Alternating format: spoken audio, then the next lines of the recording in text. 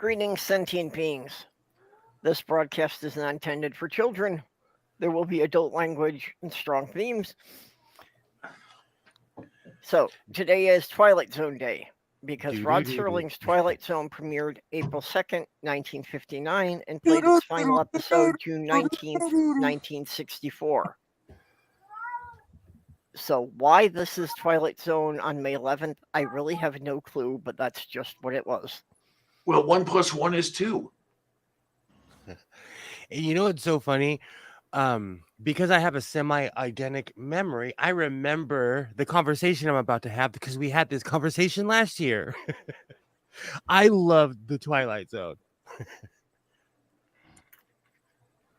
I didn't remember doing Twilight Zone last year. We did. I think it was on a night show. Well, it would have had to be. It wouldn't have been on a Wednesday again. My whole point is Twilight Zone, like a lot of shows, it was ahead of its time. They couldn't talk about race, so they would make these obscure references to things. I absolutely love the Twilight Zone. And the 90s remake is awesome too. Before we jumped on, I was watching an episode with Lou Diamond Phillips. I forgot about the 90s version. Oh, I like Lou Diamond. Oh, yeah, me too. Yeah. Well, yeah, for all the people who go on about, how TV and movies and culture are, so woke now, it's like, it's nothing new. TV's been dealing with social issues since TV existed. Oh, no. Yeah. And I don't want to derail the conversation too much, but there was an announcement that the next Doctor from Doctor Who is going to be black. Oh, yeah, I saw that. People are losing their minds. Why? Happy. Well, what happens, and the same thing happened with Jodie, okay? Tolerance is tolerance until something that you... Hey, Slim. So because a black man is the Doctor, people, every racist, bigot, and weirdo is coming out. I like it when things like this expose these people. I'm going to make a prediction. The next form Doctor Who will take is going to either be gay or transgender. Oh, and that's another thing. He's gay in real life, so people are saying a lot of really racist stuff. They're like, "Oh, if he was trans, he'd tick all the boxes." I'm gonna say something, and I'm not saying this to be nice. It's the disgruntled 45 and up white men in the UK. I've been checking people's profiles. Yeah, I totally believe that. So in other words, stool. No, but I don't even know how to say this nicely. Like, if you want to expose a bigot, put someone like Slim or I in the room, because we'll just walk in and all of a sudden they'll get uncomfortable and rude and mean. Like, so I'm glad when people get exposed. Me too. Oh, yeah.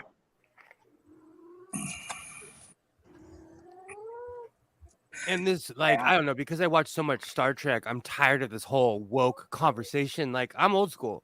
If you don't like it, don't watch it. One of the things, and I really never said this out loud. I've said it in the community, but not outside the community. One of the things I like about being trans, in as much as I am also and have been for my entire adult life a political fiend, and a leftist, and that kind of stuff. I love the fact that I can just get rednecks livid, spitting mad, veins bulging, just angry, just because I exist. I don't have to say nothing, do nothing. All I have to do is show up. Yep. Yeah. We were on a stream yesterday, and somebody in the side chat who was trying to pretty much troll us was like, "Who's that guy who sounds like a lady?" And I'm like, "Well, I am unisex, so technically I don't consider myself either. I'm a cyborg." And then he just went off and started calling me a predator and a groomer and all this crap. It was so funny just to be like, all I had to do was just say one little word, "I'm unisex," and he just flipped his crap. It was so funny. I love it. Great job. You know, I get that a lot because I wear a cowboy hat, and it really pisses off the wannabe, the people who watch too much television. I say, but when someone will say, "Oh, you're wearing a hat," I tell them, "Oh, I work at a ranch," and their reaction is, "Oh, really?" And I'm like, "Yeah, I'm pretending. I am what you pretend to be." I tell people that all the time because there's a saying, "All hat and no horse." Yep. And a lot of guys are all hat and no horse. I'll I'll show you mine. Oh, so What I like Doctor, about one of the things I like about Twilight Zone that I didn't when I was a kid, a little kid and first watching it. It scared the fuck out of me a lot of times. But now, as an adult who's seen almost every episode a couple of times or so, I love how many big name celebrities or actors Yep. that we know today that were total nothings in their Twilight Zone appearance. Yep. Ron Howard's first TV appearance. Oh, Yeah. okay. I didn't remember that. Yeah, pretty much Yep. every time I go back and watch an episode, I'm like, oh, that's where they started. Oh, or crap, they were freaking young in that, like. Yep. And Yeah, I thought he when was Jack on. Klugman was a complete unknown. Right. Robert Culp. I'm trying to remember. Carol O'Connor, was that Twilight Zone or was that the other one? I don't think Oh. he was in Twilight Zone. oh, wait a Was he in second. Outer Outer Limits? Limits. Outer That was the other one. Limits. Yeah, I love that show too. Yeah. Well, Outer Limits was one of the other networks saying, "Hey, this show's successful. Let's copy it." Oh yeah, that was the way it was done in the Still early is. 50s. They're still doing it today. Oh, okay. I wouldn't know because I haven't looked at any of that stuff in a very long time. Hey, May. Hey. Hey, May. And we also now have May. Greg Hartwick in the audience. Do you guys recall that Robert Redford was in Twilight Zone? No. He was in the one where the woman was having trouble with aliens, and they're in this tiny little spaceship and stuff. Oh, I love that episode. He was in that episode. Yeah. That's like one of my favorite. I love that episode, especially the end because Jenny just gave it away. That's a great episode. Yeah, they did. I'm sorry. Well, no, No, I'm it's okay. fucking 60, 70 years old. Yeah, you don't really have to say spoiler alert for something that old. Being online has introduced me to a whole generation of people who haven't watched the same movies that I have. So it's weird when someone will say they haven't seen like The Fox and the Hound or, just things that I took for granted as a kid, Oh, my. Like I don't think I remember this episode. Like the Princess Bride I've never seen. What? So wait a minute. I was not the only person who never saw Princess Bride. What? Oh, right. What? Until I finally Well, saw it. You were the only person who hadn't seen it, but then since you went and saw it, we had to make Jenny not see it. Okay, you got it now. I got it. Inconceivable. Teste Petra de Calle. Well, who can tell me what streaming service it's on? I wouldn't know about any of that stuff. Yeah, I'll buy a month of streaming service. Kate sent me a DVD. That's how I saw it. Is The Princess Bride on Netflix? No. The Princess Bride is available on Amazon Video, Disney Plus, and Prime Video. There you go. There. I didn't hear. Amazon, Disney Plus, and I forgot the third one because I'm smoking a joint. Okay. Short-term Well, memory loss is real. Yeah, Prime Video. I'll try to get a way to do that. Oh, that's awesome. Do you know I pay for cable, Netflix, Hulu, Disney, hockey, which is all those three are combined. I have Paramount Plus, I need to get rid of something. Oh, Yeah, I've aren't you getting into redundancy there? I've basically got everything. Say, like every time I'm like, oh, I want to watch that show, and then I have to buy this stupid service, you know. Yeah. Well, okay, it's split between me, my nesting partner, and I think I'm using my dad's Netflix. So My mom yeah. uses mine.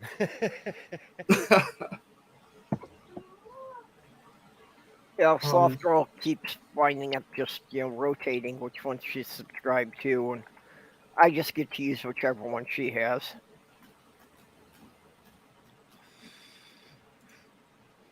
I had Netflix. I watched it so little. I mean, there were months went by that I didn't watch anything.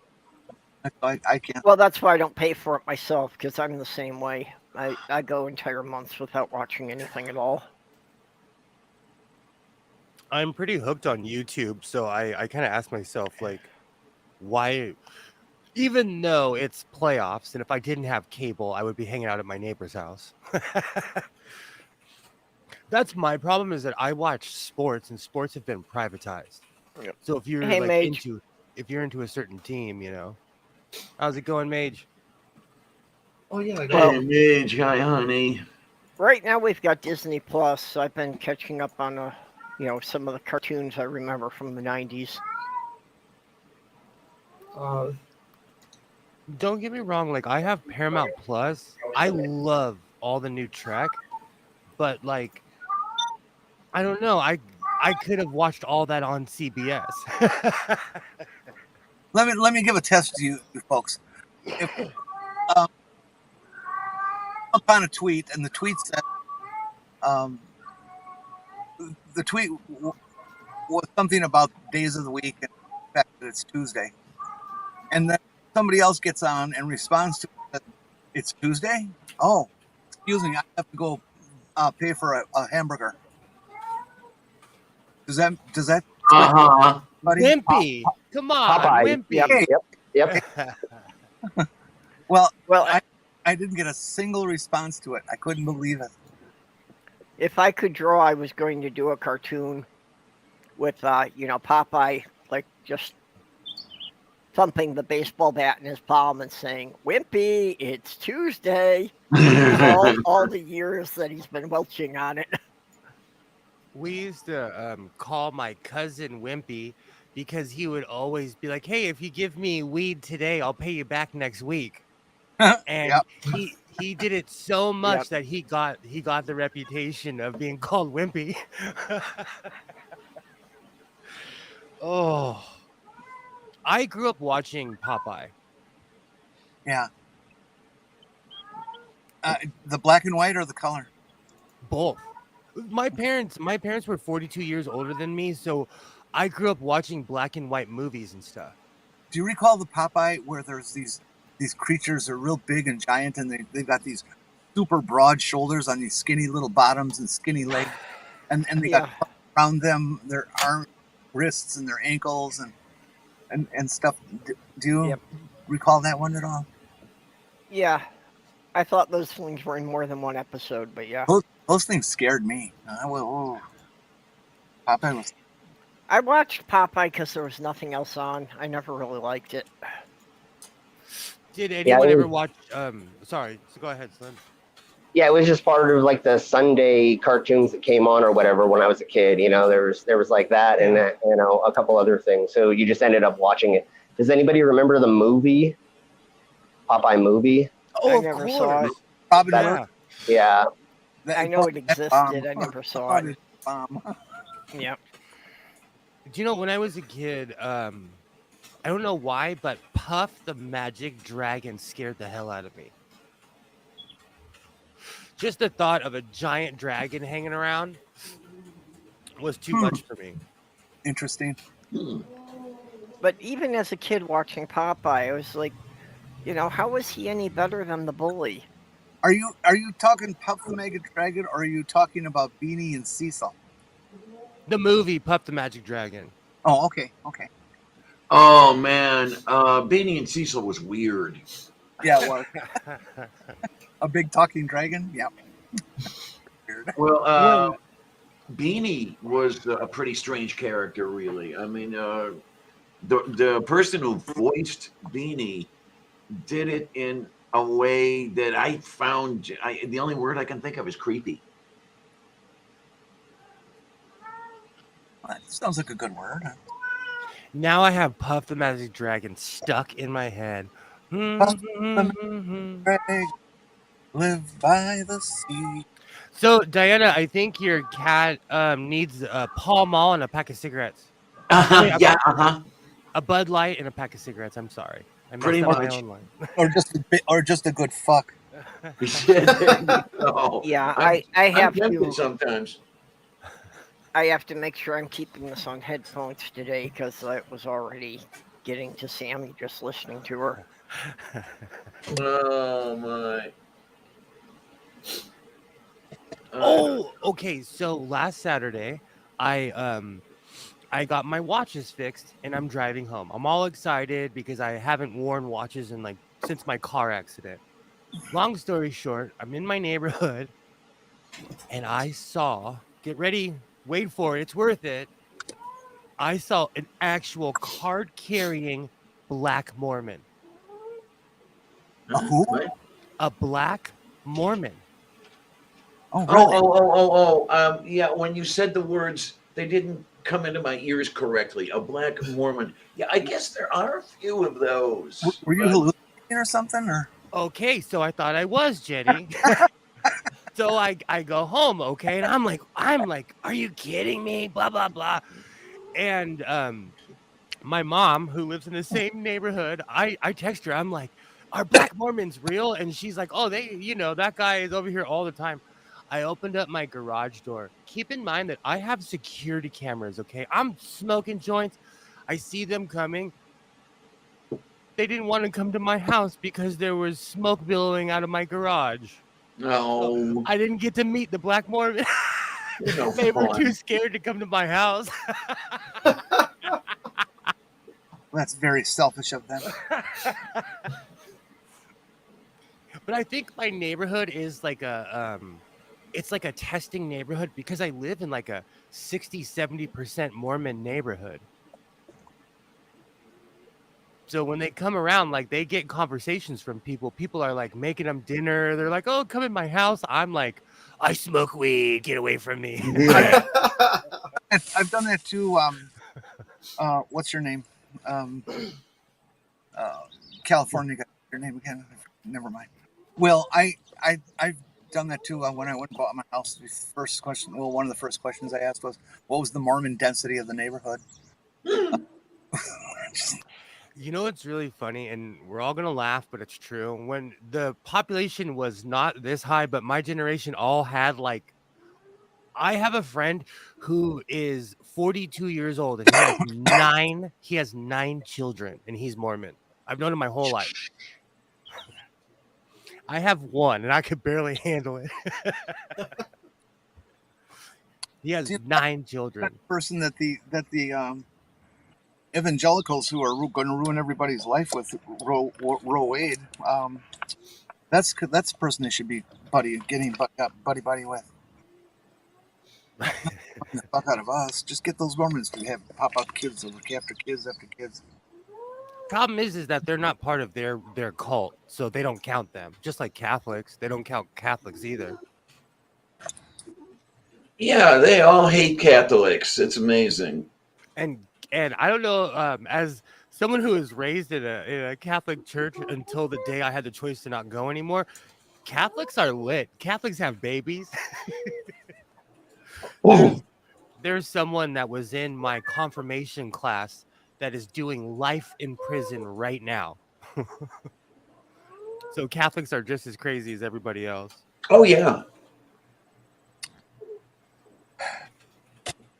Yeah, the slimy bastards raised my sister and me Roman Catholic. That was a whole shitload of fun. So I have... Oh, sorry. Get the hatred of Catholics. I mean, I don't like any religion, but what I don't understand what the particular bent for Catholicism. Is it because Well, it's not so much that I hate Catholics. I hate Catholicism. It's a very authoritarian system. Well, aren't all religions? Yeah, but Catholicism, you could walk in there January 1st, pick a year, grab the missal, and it'll tell you every sermon for the entire year. The Catholic Church, it runs itself. Oh, Yeah, yeah, the sure. Catholic Church is very structured and very theatrical. Oh, Yeah. yeah. Yeah. Well, it wasn't even until the 70s that they started doing the Mass in a language anyone could understand. Diocese has a schedule of sermons that they write and pass out to all churches. They're all the same. Yes, every year. And Yeah, the liturgy. Sorry, go ahead. Oh no, the liturgy. Last I knew, went on a 3-year cycle. Exactly. Yeah. So this year they will have Mass this coming Sunday, and then that same Sunday, 3 years from now, it'll be exactly the same Mass. Okay, kids, I have to leave. I'm sorry, Chad. I need to leave. I'll give a quick explanation, but not great detail because it's kind of secret. I got some political goings on here at home, and an emergency meeting was called, and so I got to go to that, and we're going to raise hell and burn down some things, I guess. No, that's not true. We're not going to burn down anything. So pillaging, eh? No, we're actually building something, and when I can't wait for it to get to the point where I get to tell everybody what it is. It's really cool. So have a wonderful day, everyone, and we'll see you later. Take care, honey. Yeah. Be good. You too. Okay. Take care. So, May, I have a question for you. Yeah. Have you ever seen a Black Mormon in your life? I know exactly one Mormon, and she is not very Mormon at all. They exist up here, okay? They exist up here, but they are not the same as they are down there, for the most part. The JWs are, though, but not the Mormons. Are your JWs multicultural? I don't even know. I get annoyed by them every once in a while. Because here like, they are. No. They probably are. I mean, come on, it's Canada. Yeah, exactly. Yeah, a friend's ex was Mormon, or is Mormon, and yeah, she is not what you would think of Mormon. I don't think they follow things quite as strictly down here. Hey, Jeff. Here. Oh yeah. Hey, Jeff. How's it going? Hello. Yeah, not too bad.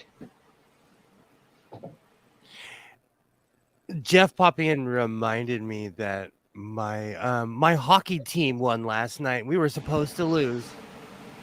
Oh, damn. Which one is that? The Wait, Los you're talking Angeles Kings okay, beat the Edmonton Oilers, and Ooh. we were supposed to lose because we're not that good, and we won last night. So I was screaming in my garage, "Hey, Porpoise!" It's Hey, what? Porpoise. It's what? 3. This series is what? 3-1, 3-2. No, 3-2 in our favor. I'm kind of shocked. Whoa, it's Edmonton. Unfortunately, as much as I love them as my West Conference team, they tend to like to choke hard. Not as hard as the Leafs, but they still tend to choke. The Leafs won last night, though, and I know we're killing people with sports, so I'll end this really quick. But this year's hockey playoffs are really strange. Well, given how my sports team's doing at the moment, I think I might want to get off of sports as well. So My team isn't even in the playoffs. My actual team isn't even in the playoffs. They had a horrible season, but they replaced everybody above the players. So hopefully they'll have a better season next year. That's the Very that's the thing, dated like- reference, but they should get Linda Lovelace as a coach. She may Ooh. blow a few, but she won't choke on the big ones. Better than getting Ada Lovelace as a coach. Oh, I see what's happening. Well, that makes my 2 cups reference less dirty. My team has 2 cups. My team has Alrighty. 24. I haven't even counted how many the Penguins have. Well, Perp always says that California shouldn't have a hockey team because we don't have natural ice, but we have a bunch of hockey rinks. I think the Donna. But what about like? Hey, kitty. Do you not get ice up in the mountains, or do the Rockies not go down that far? No, we do. Like I could drive 30 minutes from my house up to the mountain, and when it's raining here, it's snowing up there. Yeah. Then So it's Yeah, not but you too also bad. can't play ice on a mountainside, so. No, I wouldn't recommend it. yet you have 3 hockey teams. Yeah. Oh yeah. People love but that's the thing. Like in Southern California, we're outdoorsy people, and so sports go hand in hand. Yeah. And oh, go ahead. I'm just Canadian. Hockey is a fact of life here. Wait, unisex pork is in a workshop. What's that? Unisex pork is in a workshop.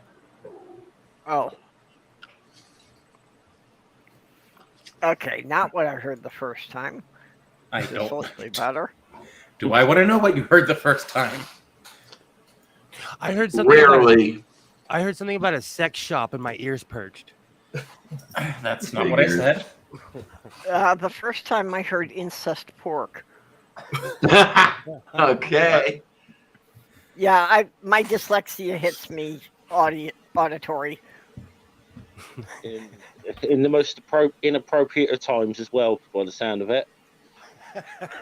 Hey, Mage, how you doing, honey? Still trying to get the brain fog out from the morning. Oh my. Yeah, we're gonna. I don't know if she remembers, but last I knew we were gonna try doing our show today rather than tomorrow. Oh. Okay, so this evening you're going to be on? Yeah, Okay. if she remembers. I hope so. I almost stayed in bed all day, and I said, "No way, I got a show to do."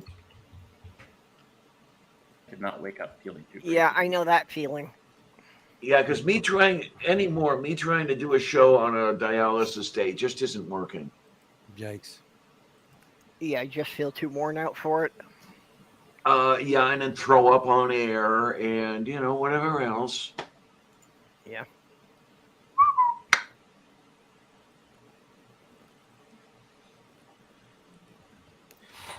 Oh, do you guys want to see what I did this morning? Something new. Sure. Are you sure we can broadcast it?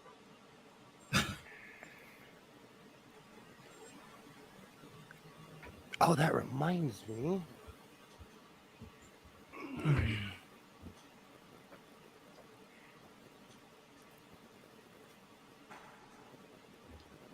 Okay, so now I'm putting things in the eyes of these skulls. So I made hearts. Cool. So Oh, I that's hand, awesome. Okay. I hand carved those in, Nice.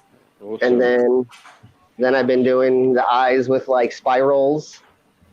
Mm-hmm. What is that material that you It's used on this? A high density resin, a high impact plastic. Oh, okay. I want because it looked a little bit like ceramic, and I'm thinking, no, you can't be carving that. Yeah, I just have a 2-part epoxy that I pour together, mix it up, and I can just put in pigments and then Okay. make it whatever color I want. Ooh, That's it's awesome. pretty. Yeah. Badass. Okay, Mage, you trying to share something here? I'm just playing Hero Wars. Okay, well, Awesome. apparently you're sharing everything with me. Yeah, might as well since my icon wasn't working. Ah, Oh, that's cool. How's it going, Mage? We've never spoke, but I've said hello a gajillion times. How are you? so here's what Mage is up Okay. to. Awesome. Alrighty. It's just a little Facebook game I like to play. Yeah, I'm not familiar with it. I haven't been on Facebook for like 2 years now. Looks like an absolute melee. Yeah, You're not missing much. Yeah, I keep meaning to go back there and deleting it all, but yeah, I don't even want to get on there long enough to do that. I have to go. Oh, go ahead. I have to go on every now and then because there are people there who will not go anywhere else. So if I want to talk to them, I have to go to the Facebook. I've made a lot of money selling things to people in my town, but with that being said, Facebook is awful. People are, I have family members that will never speak to each other again because of some political BS, Yeah. But yesterday, I was cleaning out my closet. Perpy, make me big for a second, and I found this shirt. It was predicting a rapture. Oh my! And I don't know if you can see the date, but it's May. May 2016. Yeah. And you know what? So the front's in Spanish because I live in Southern California. There you go. But it makes me laugh because there's been another end of the world prediction, and I like to remind people how many raptures we've survived just in the past 22 years. Well, you go to Wikipedia, and they've got an entire list. Well, I know the world's ended at least a dozen times in my lifetime. Yeah. I always like that one with the loyalty card system for the rapture. It's a bit like the Starbucks card. You get survive 9, you get the 10th one free. Yeah, exactly. There you are.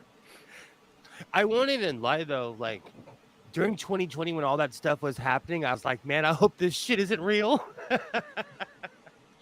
I mean, it was already supposed to be. It was already supposed to happen in 2012. So that didn't happen. We all know the world will end on October 23rd, 2077.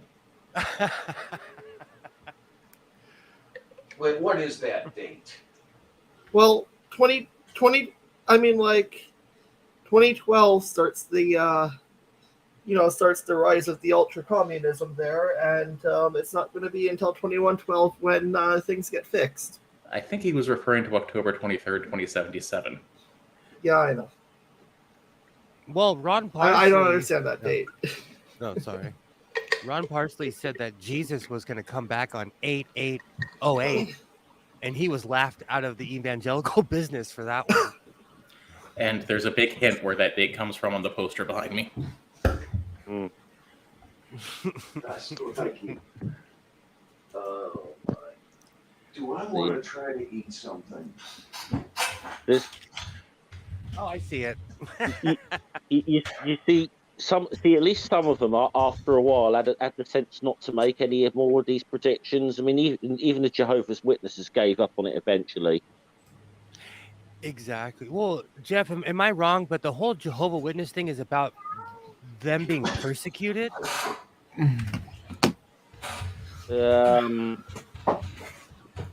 I can't. I don't know that much about them, to be honest, in terms of like doing real deep dives into them. But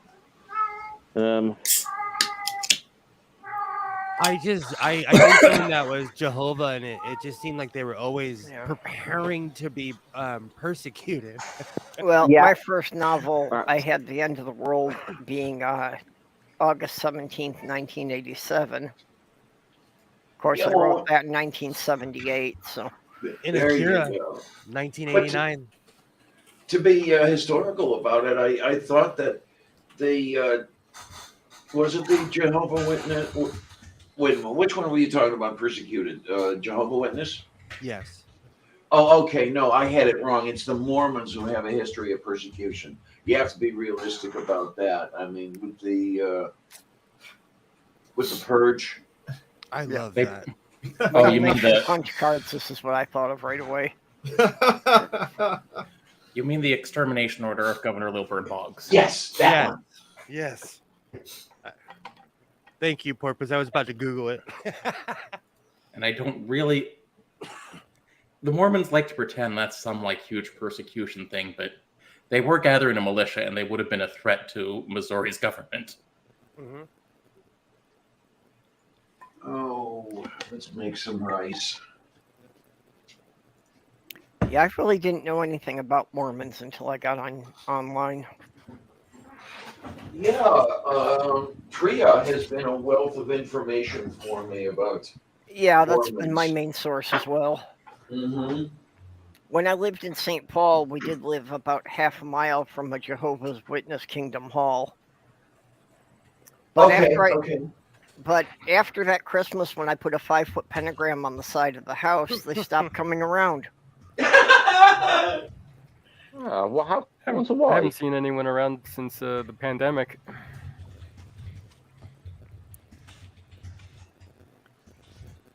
Actually, even the Jehovah's Witnesses that they went to bothering people on phones during the pandemic, because even they agreed that it wasn't a smart idea for them to go door to door while there was the virus going around.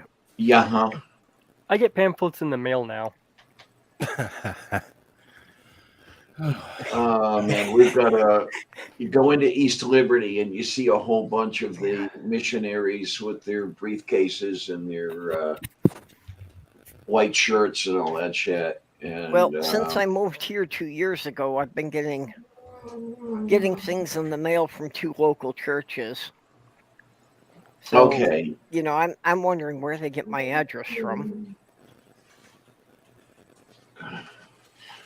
It could be anywhere nowadays. Our information is sold in every direction you could possibly think of.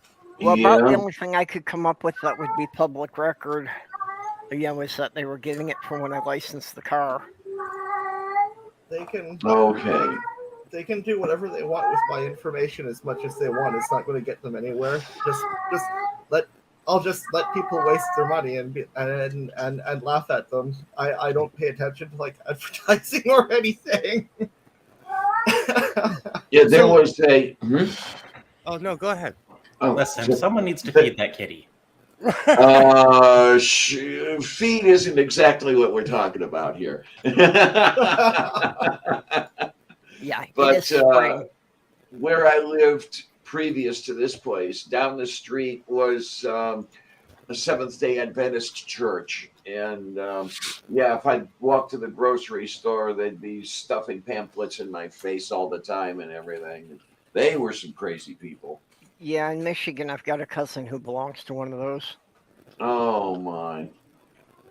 You know what's so funny? The JWs won't come by my house.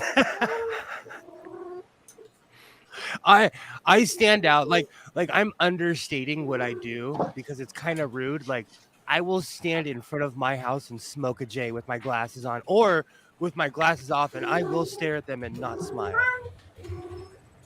So they walk right past my house. Oh, Bushy. They've somewhat given up coming around to my place a long time ago. Yeah, it didn't even help me to crumple up the pamphlets and throw them away right in front of the people who were handing them at me. I got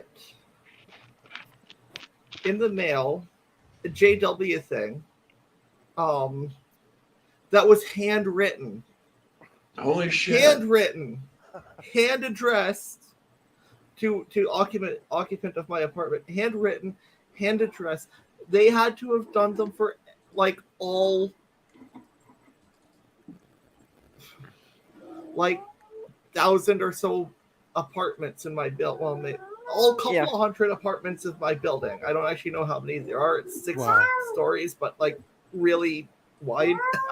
Yeah. And I'm like, wow, that I don't want to have anything to do with this, but that's impressive. You hand wrote like a few hundred of these, probably exactly the same. My nesting partner's like, no. They probably just you can like you can feel the pen indents of it being handwritten.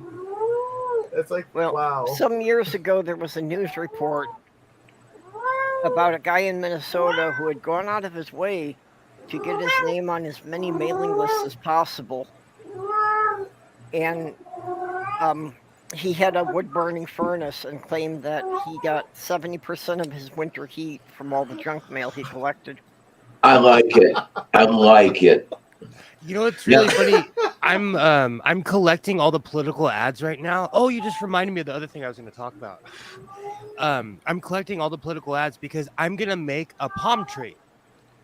2 years ago, I got so many political ads. I made a 7-foot palm tree. Oh, Jesus. So I'm gonna try to redo that this year. Yeah, thank you for reminding me. By the way, primary is on the 17th here. I'll have to remember to cast my vote for my favorite Senate candidate. Do you mail in, or at least for the least deplorable one? Well, actually, in my opinion, we've got a pretty good candidate for Senate in John Fetterman. He's our current lieutenant governor. Okay, I knew I'd heard the name. Yeah, he ran for Senate in 2016, didn't get through the primary, so he tried for lieutenant governor and got it. And I know him personally, and I rather like him. He's a good person. Occasionally, he has an idea I don't agree with, but that happens to everybody. I mean, he rather likes the fracking proposal out here. But he likes it because he says jobs. But with everything else going on, I mean, he's in favor of the legal weed. He's in favor of reproductive health benefits and everything else like that. And what's really fun about him is he looks like Frankenstein's monster. I mean, he's about 9 feet tall. Totally bald, looks like a permanent scowl, but he's a really sweet man. He really is. And I'm definitely a better choice than Mehmet Oz, let me tell you. oh, you get to vote for that shrub? Ugh. Well, I don't, because we have closed primaries, so I only get the Democratic primary ballot. Oz is running as a Republican. But he doesn't even live in fucking Pennsylvania, for Christ's sake. He has the cringiest ads ever. If you're bored, you should look them up. Oh, I do. Oh, God. What were you going to say, Jeff? I had heard that when Trump introduced Oz at a campaign rally, people actually turned their backs to the stage. Perfect. I like it. So that even people who liked Trump did not approve of him endorsing Oz. Oh, man. He has an ad on Twitter where she's like, it's a gun ad. You should watch it. I don't want to give it away. It is the cringiest thing ever. I saw it so bad. It is horrible. What, Oz has this one? Yeah, he has a gun ad where he's shooting shotguns, right? Yes. Oh, no. Yes, he's so cringy. As if anyone who's ever fired a firearm, he has Dr. Oz has never shot a gun in his life up until that commercial. Yeah, actually, what's worse is that that's not really just him. It's gotten that so many Republican candidates are using those that the Republican National Committee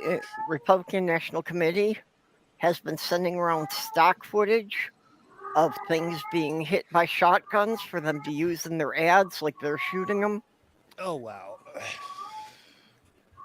You guys seriously need the sort of TV rules about TV campaigning that we've got in the UK with party political broadcasts, because that's one thing we don't have to endure in the UK is endless bloody political ads on TV.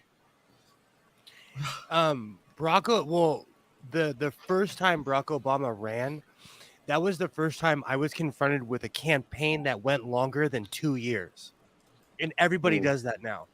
Yeah. Mm-hmm. Yeah, they're starting the 2028 campaign for president this week. Exactly. It just drives me crazy. Well, we have our local. we had our local elections last week in the UK, which was it's good because the Tories lost about 500 seats, so that was quite good. That's you know. awesome. Okay. But, Okay. 100. So Well, it's a step.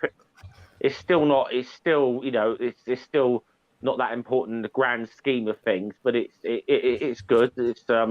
It was a bad night for the Tories.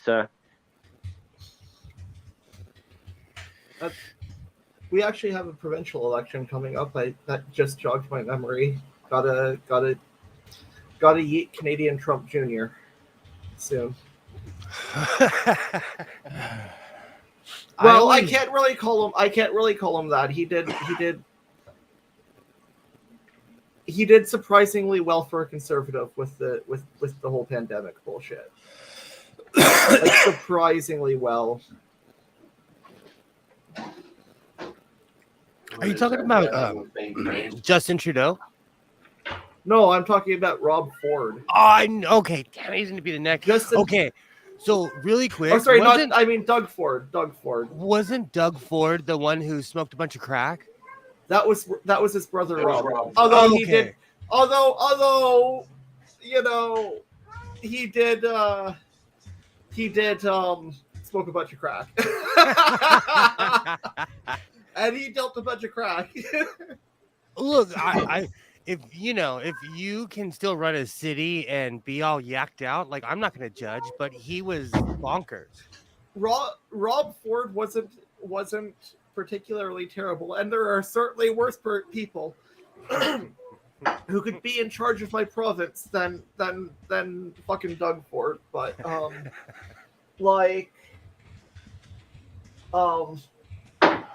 yeah, the first thing Doug Ford did when he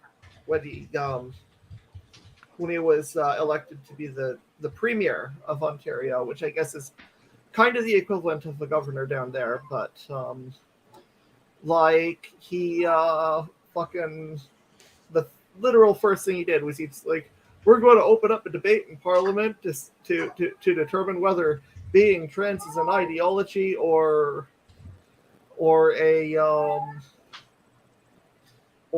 an actual thing, and then he got told to fuck off by Parliament, including his own caucus, because they want to be voted again. Good. But yeah, so he's a real piece of shit. But I'm willing to give people credit where credit's due. He did not do as bad a job as a lot of other conservatives. He actually did he could have done better. He could have done better, but he could have did way worse. He he was kind of iron fisted in the start with lockdowns and stuff. So I'm willing to give people credit when it's due, even if they're people who are utter pieces of shit. And you like to think that everybody gets it right once in a while. Yes. Well, broken clock. Remember. Maybe. And you know what? I'll take it, because he alienated about a third to half of his voter base. Remember, even a dead Tesla's clock is right if you restart the clock at midnight. Or start the car at midnight. Well, that whole idea though that that someone gets it right at least once. Are you guys actually aware of Boris Johnson? Just saying. European Trump. I have two. I still maintain that. Yeah, Johnson is actually in a way scarier, because I think he's actually competent, and most of it's theater. He's acting like Trump in public, but he's actually capable of formulating a plan. Mm-hmm. No, he's not capable of. And I think this is the problem. He's been shown he's not that as capable as we thought he was of formulating a plan. He can formulate a plan to survive for the next week or something in politics. That's literally all he does. But he didn't say he was capable of executing a plan, just formulating. Yeah. But he's doing what George Bush Jr. did, is that he's coming on this wave of lies, but he has his chin up and he's looking you in the eye. And people believe BS. So Bush Johnson is selling the BS. Yeah, I mean the buffoon thing is an act. The sort of the lovable buffoon thing act is exactly that. But I mean, I'll have to say this about one other thing that got written this week. Will, you might get a kick out of this one. Do you think the idea? Do you think the idea of a British Rwandan being able to travel freely in anywhere in time and space has got to be the worst nightmare for Priti Patel? Yeah. Okay. So the racists have lost their shit over that. Then we're going to get a black Doctor Who. I was talking about that when no one was watching when we first jumped on. Like, people, Jeff, you can explain it probably better than me. People have lost their minds over a black Doctor Who, and because he's gay in real life, they have yet another thing to hate him for. I don't understand. Why do you lose your shit over, okay, let's say a black Doctor Who? Because Doctor Who has been regenerating into all manner of bodies and stuff to the point where you almost don't know what to expect next. Well, and it's been declared that he's not human. You know, he's an alien from another planet entirely. Yeah. It's because people vicariously live through the character. I've gone to Comic-Con as Ben Sisko 4 different times. Well, okay. I don't even lie.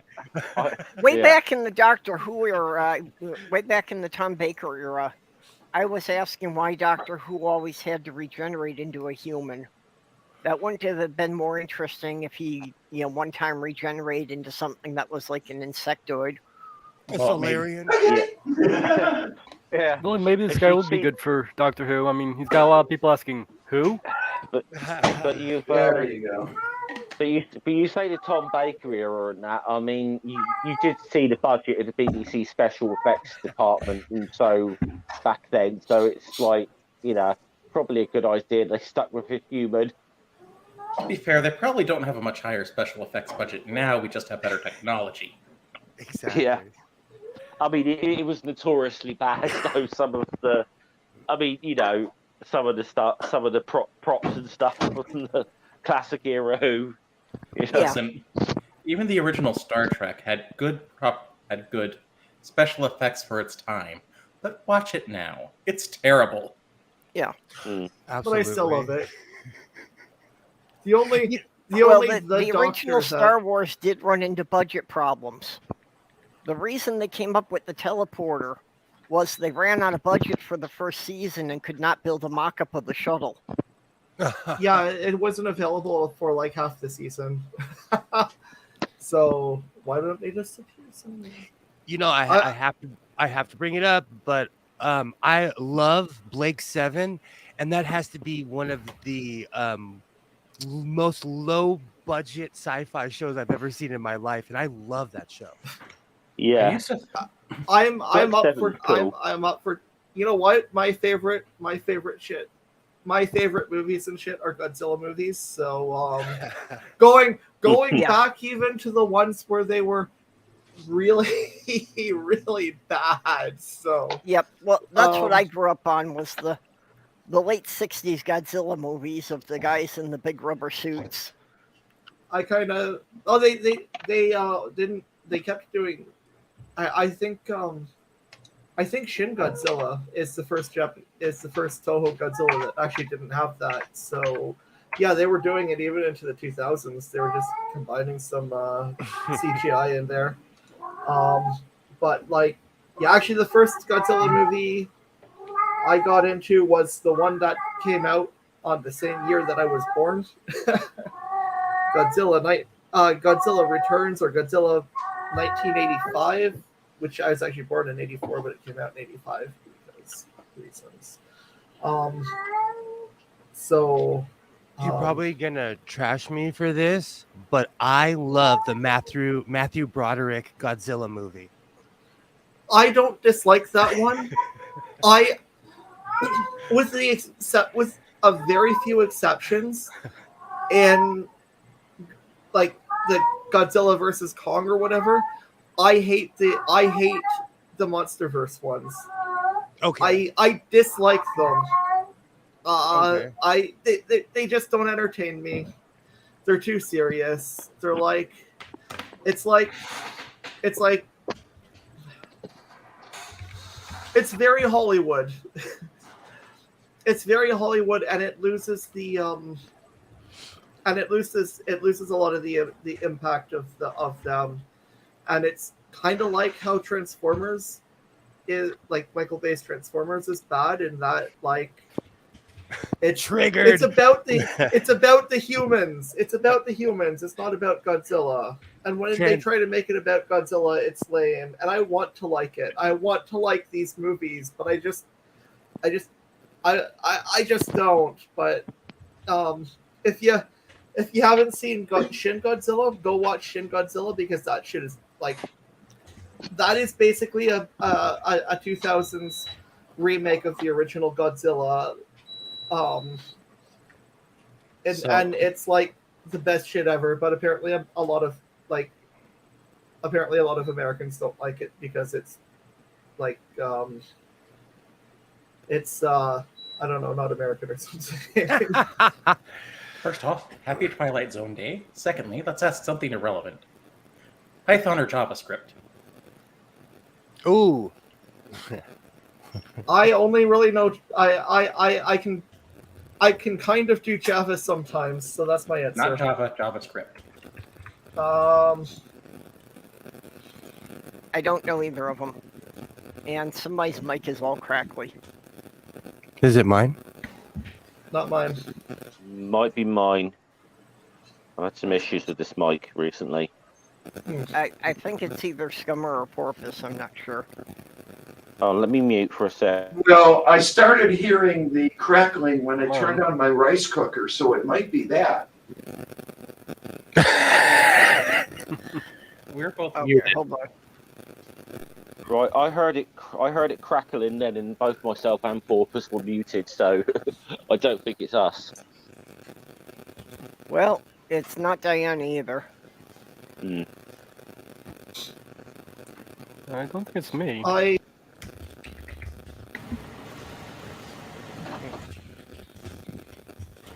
hit the mute, the hard mute, and the soft mute. It's not me. I still hear it when I mute. Shouldn't So. be me. Huh.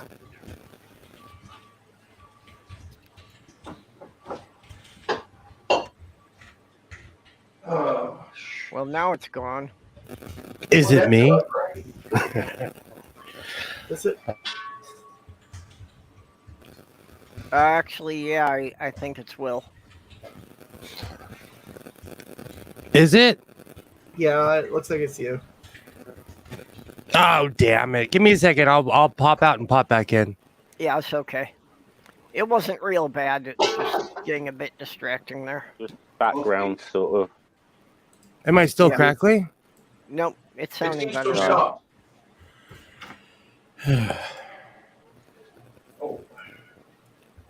I do have like 10 other microphones. Yeah, it's still there, but barely noticeable. And all right, I can only hear it because I have headphones that are really good, kind of good, and up loud. Hey, that's no Ferox. British Conservative MPs like porn as well. Yeah. Do they? From the sounds of it, I thought they didn't. Oh, one was caught several weeks ago. Watching porn on his phone in the House of Commons debating chamber. Oh, I remember that. Yeah. And said he was watching. Yeah, he was looking for tractors. Yeah. Okay, I won't kink shame, but you know. So on Sofa's channel, I ended up looking up tractor porn, and tractor porn is real. What? Listen, Roll 34 just told us that already. Yeah, I was gonna say any word that you put with porn, you'll find something. Yeah, you know the farmers are into that tractor porn.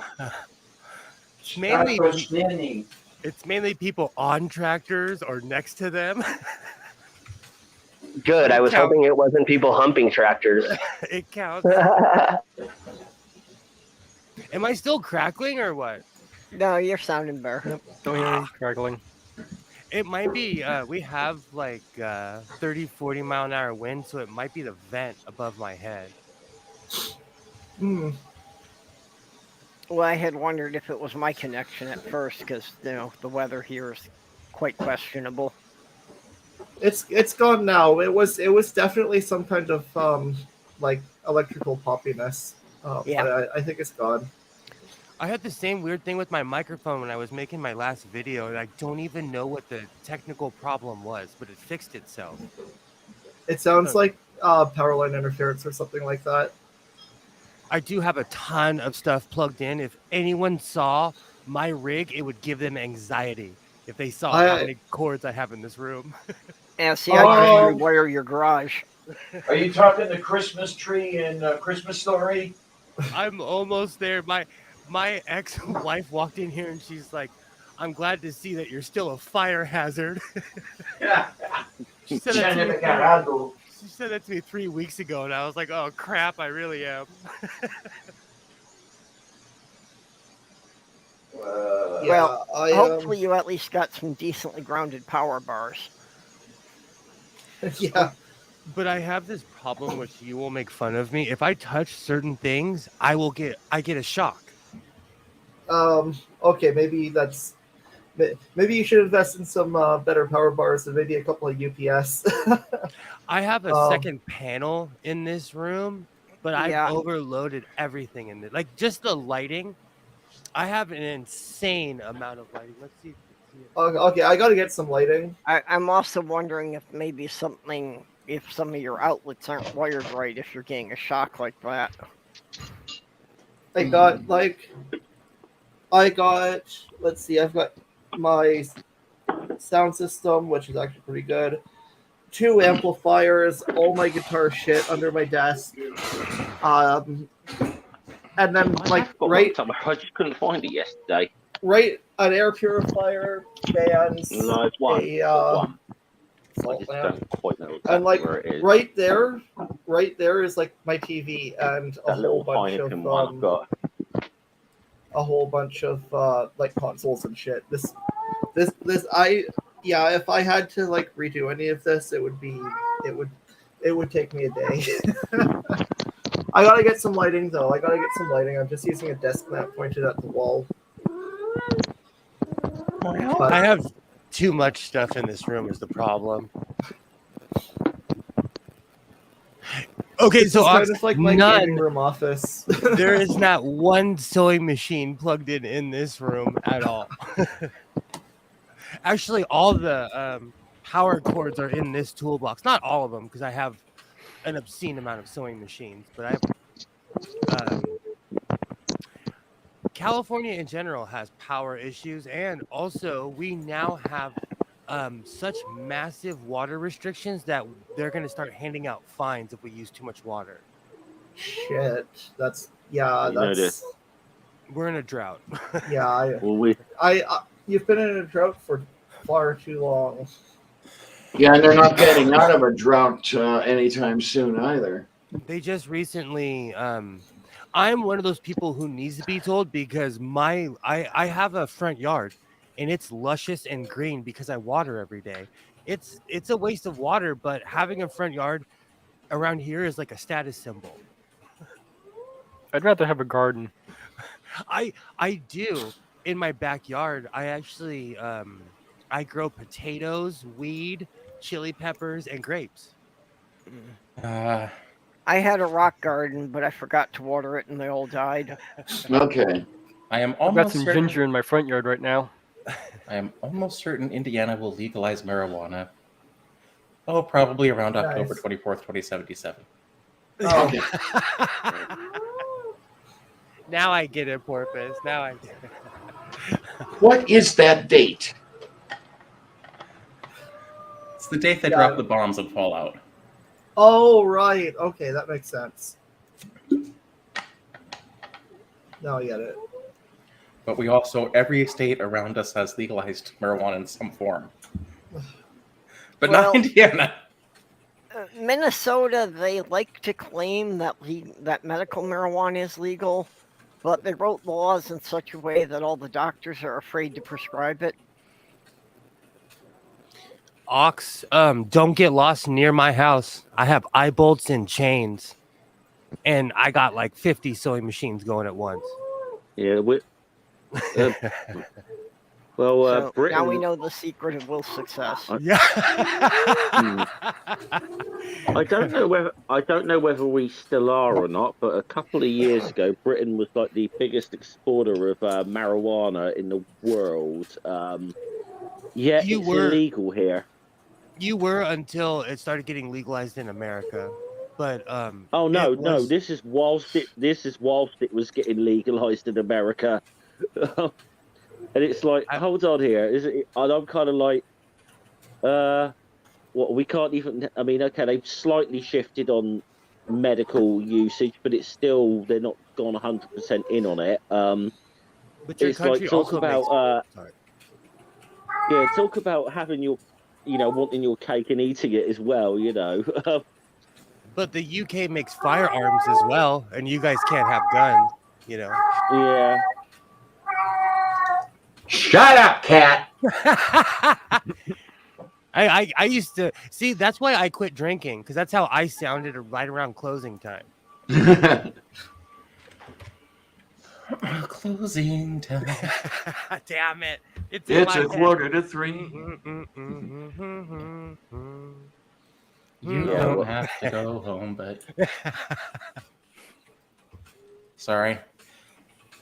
I am engaging in one of my hobbies here that I can't really share because it's just not that interesting to people who aren't into it. Programming. I want a 3D printer as well.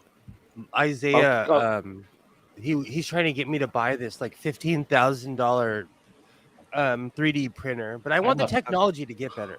It would be cool to have a 3D printer, but it is a hobby that you need to invest a lot of time in. What does that have to do with? Sorry, I mean, not that I wouldn't love a 3D printer, but what? But unless you're doing G code, programming has nothing to do with it. What programming? What language are you working on? Right now, I'm trying to learn JavaScript a little bit better. Yeah, I've been working on HTML. That's not really. Yeah, that's not hard. Yeah, well, I used to do it back in the day. I'm just rusty, and it's completely different now.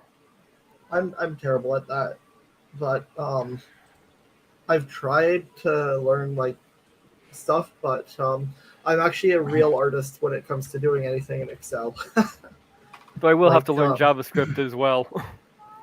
Yeah, if I need any programming done, I'll just ask my nesting partner because she's actually really good with it, and I have another partner in Georgia who is actually, I think she has her master's, so she's good to get it. Yeah, this is what I was meaning, that, for a 3D printer, there seems to be a lot of work involved, in calibrating it and in the programming to actually, get a decent result.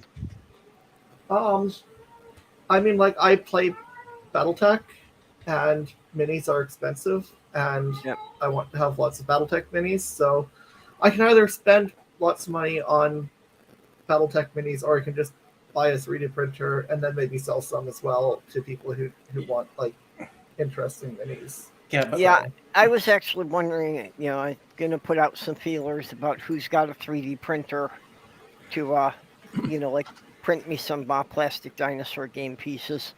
The nice thing about Battletech, though, is that you really only need one mech.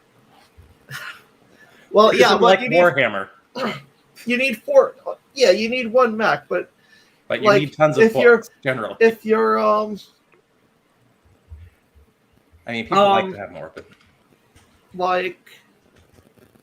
there's you only scout. Okay, you only scout, and you need 4 of that one mech, and it's called an Atlas because you have to have the starter scout lance. Yeah. The Atlas is a larger mech, isn't it? It's not a scout mech. Tell that to the Lyran Commonwealth. You don't need a 3D printer for that. You just need a box of random Bionicle pieces.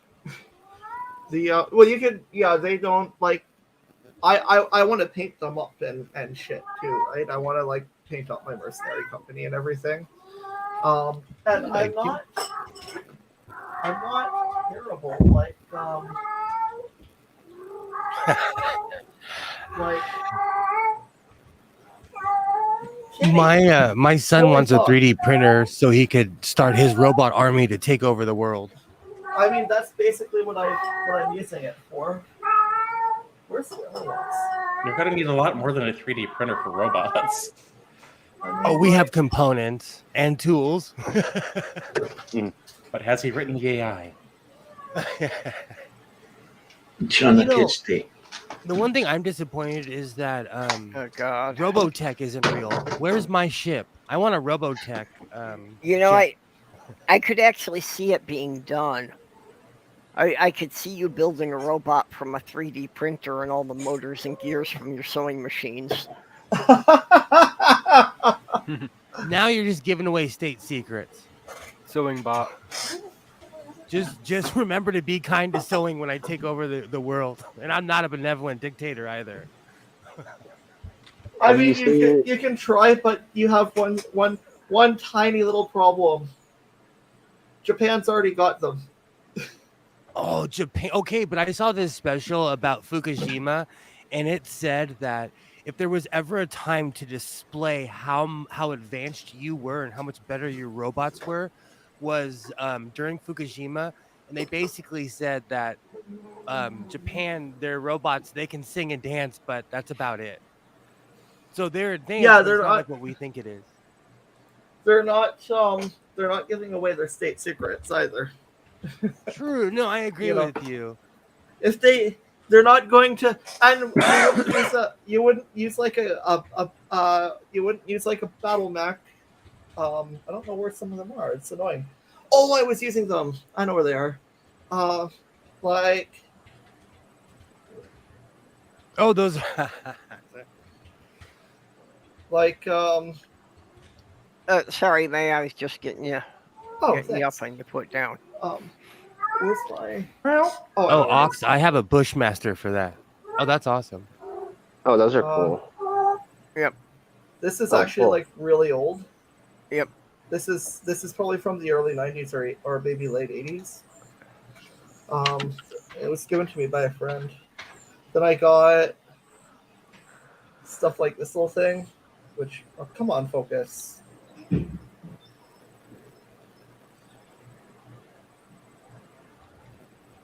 That reminds me of Metroid. Yeah. The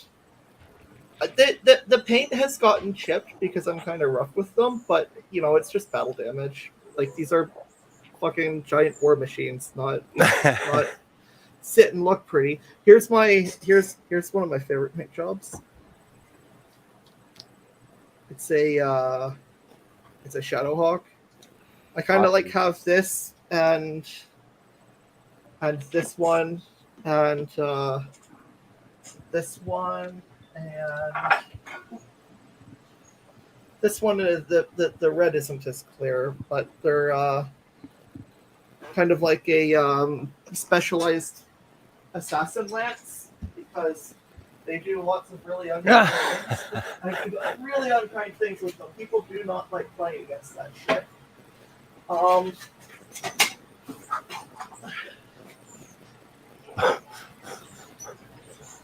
I've been using these, but like,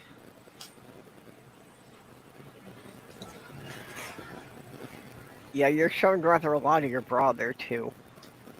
Oh, okay. You're making me wish I can get my Sisters of Battle painted over the summer. That shit is way too expensive. Yeah, I painted all these long before I came out. Oh no, I'm doing that to piss off certain elements of the 40k fan base. Yes, the Battletech fan base has some problematic people, but not nearly as bad.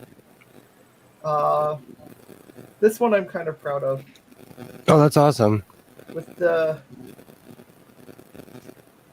Oh, come on. That looks I like just a can't get frog. in focus. It's a king crab. With the painting the lines between the armor. That took a lot of work. And then one of my favorite mechs, aside from the Shadowhawk, is my Command Lens Bushwacker, which I can't get the camera to focus. Cameras do not like focusing on mechs, but yeah, this thing is. Well, they don't like focusing on small things. It's a problem I've often had trying to take pictures of toys and Lego. Yeah. Because they always want to focus on something bigger in the background rather than the little thing you want them to see. Yeah. But yeah, I really want to do more painting. I just have three? I have 3 unpainted mechs. 2 of them are new. I got them with the box set because I want to play this with my girlfriend.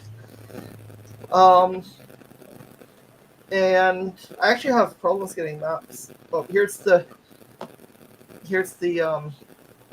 standard crab. Nope. It's kind of a smaller version.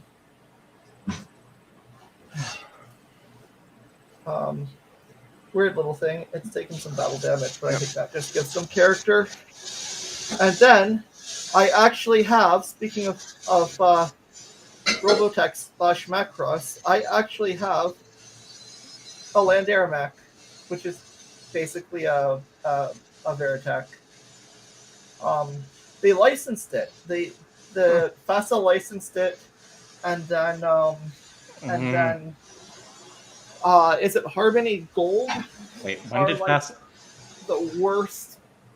Are like the worst copyright trolls. Wait, hold on. When did FASA license it? Because FASA blatantly ripped off Robotech, and that's why the original company went bankrupt. No, they did not. The only legitimate copyright dispute anyone has ever had with them is they originally called it Battle Droids or something like that. But all of the unseen stuff they licensed, but for the Robotech stuff, they licensed it from the actual company that did Robotech. Like they licensed it from the actual Japanese company, and then the Japanese company gave Harmony Gold 3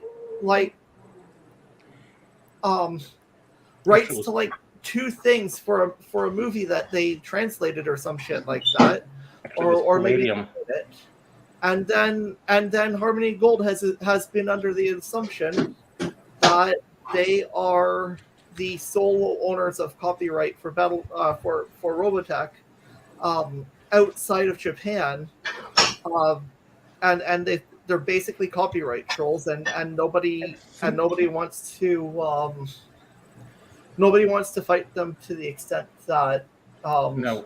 it'll break it because it'd just be too expensive and not worth it. That kind of confusion's happened with a lot of shows. Especially where they brought the toys over from Japan and they brought the shows over and redubbed them for the American audiences. But what happened in the 80s was that Palladium actually had the Robotech license, and FASA ripped off Palladium. I was under the impression that they had licenses for everything, and then there was license changing on the other end, and Harmony Gold became because they had it wasn't just Robotech. There's because there are other FASA games that were just great ideas like Crimson Skies and Shadowrun that suffered because FASA just didn't really do a good job. So really quick, do I sound any better at all? The popcorniness is still there. You might need a new cable for your microphone. I don't know. Yikes! All right. Try resetting the cable. Or it could be something on the it could be something software. You might need to read it or something. All right, give me a second. But either way, I have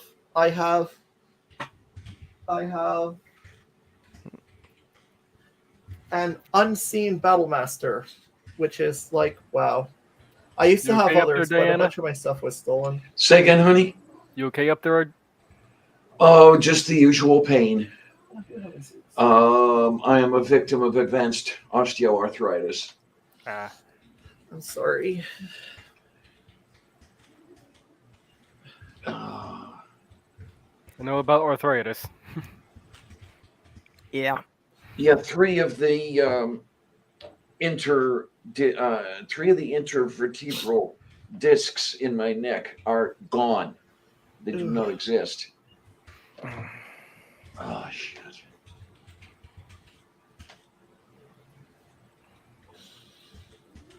So, yeah, it's, I knew that I should have bought the extended warranty, but no, I just didn't. Wonder where Athena is. Probably napping. On top of my laundry. Oh, my. Besides, she got to lay in with me here this morning, so I had to call off.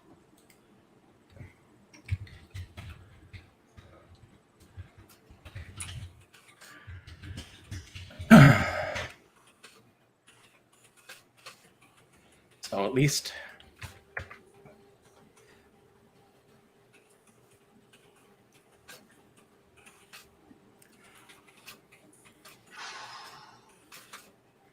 oh, did we lose Godless Sewing? Looks like we did. I think he's I think restarting. he's rebooting. I wasn't looking. Probably trying to sort the mic out. And what's Slim up to? We got a unicorn there? Yeah, Meow. it's a ring holder. Cool. Ooh, hoity. Stacy Hinkle. Oh, sorry. Didn't realize. Sorry, I was looking at a message on my watch and the Facebook.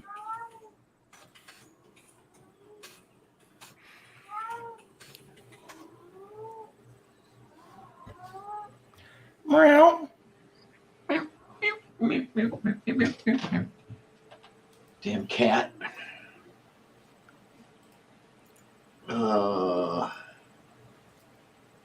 I love my kitty, even when she is a pain in my arse.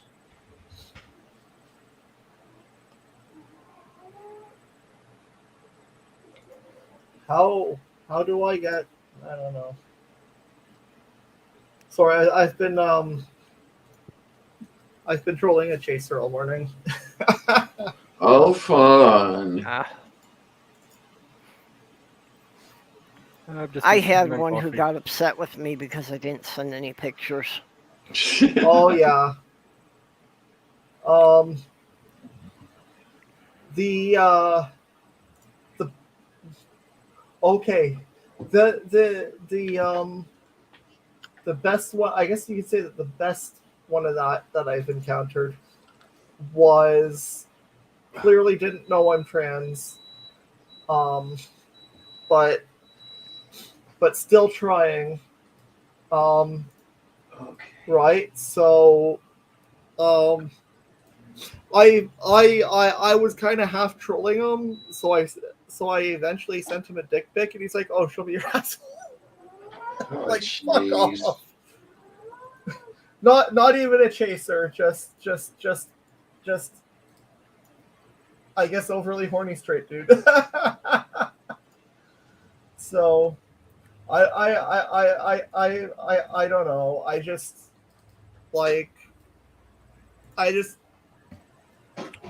not most of the time they message me. I just either ignore them or block them or troll them. But Yeah.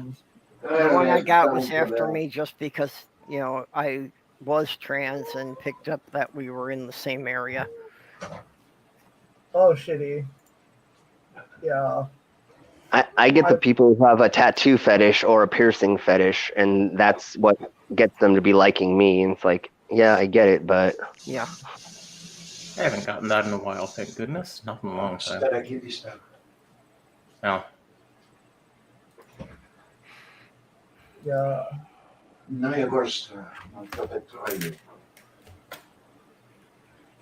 Okay. I will put the chickie in the microwave oven. And I don't even remember whose chat it was in a couple days ago of what's the difference between a kink and a fetish. Is that supposed to be a joke? No, that's what the discussion was all about. Because everybody seemed to be taking fetish as being a very negative thing, but kink was okay. Well, that's the impression I got from most people when I would hear them use the terms. Yeah, and I have a feeling that kink and fetish are exactly the same, but for the person who likes one or the other.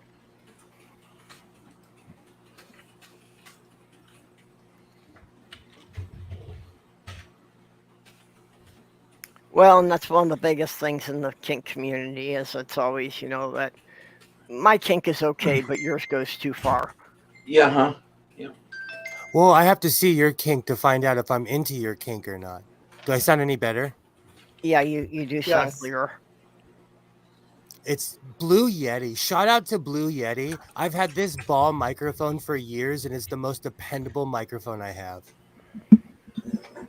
Blue Yeti is pretty good. Yeah, I heard Yetis were good. I'm using one. I've had it.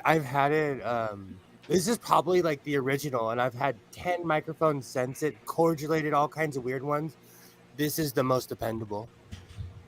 I got a Yeti. Oh, hey, kitty. Is that the one they call a snowball? Yeah, but this is like the first generation.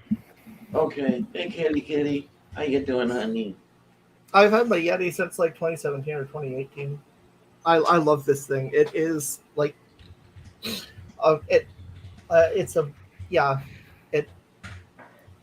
it's really good. Hello there, hand. Looks like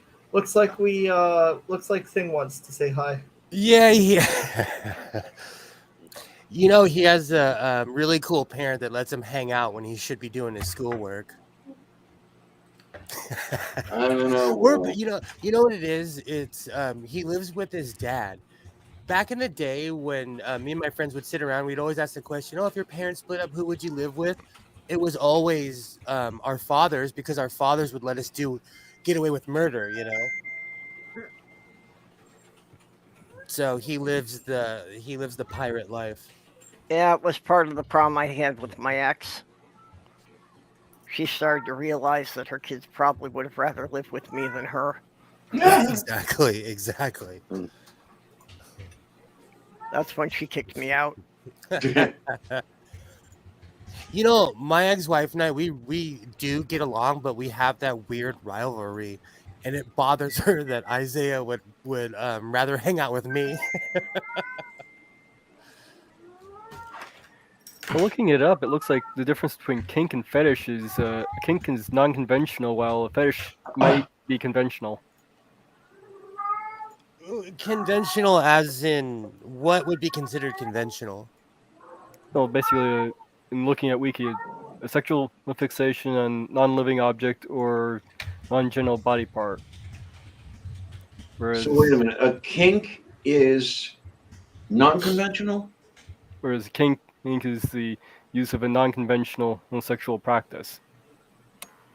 Okay, so wait a minute now. A kink is using a feather, and fetish is using a whole chicken? Yeah. Okay.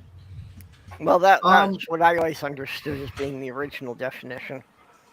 Yeah, people. Some people take those a little take the definitions and stuff a little seriously.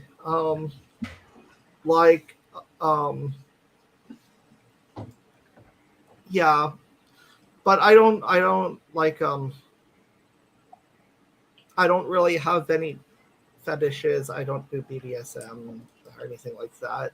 It's just not a me thing. But apparently, I have lots of kinks. It's weird.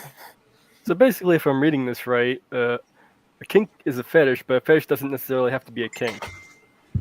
Bye. No, Okay. Oh, sorry. okay. Sorry. Didn't mean to say that. Someone's just keep forgetting I'm not muted. Diana, Yeah, whatever you're doing later, that sounds like a lot of fun, and I want to join. And I like chicken.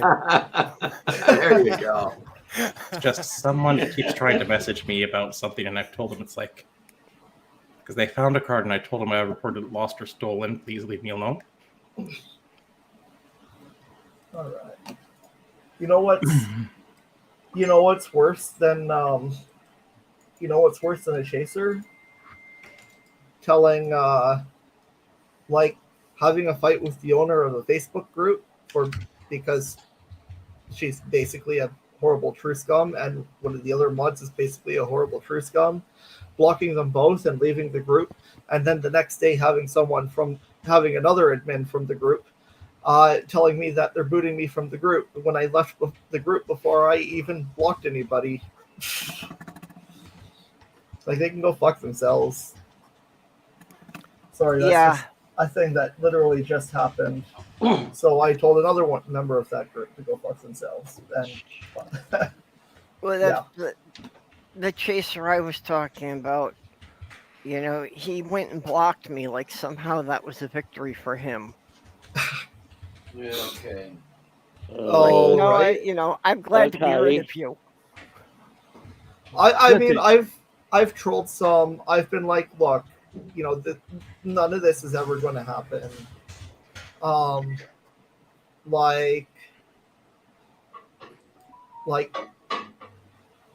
Yeah, some of them can be actually nice. And I try not to. I try just to be like, what the fuck? Go to a dating site or something. Why are you harassing me? Yeah, okay. Well, as long as they're polite about it, I'm fine with it.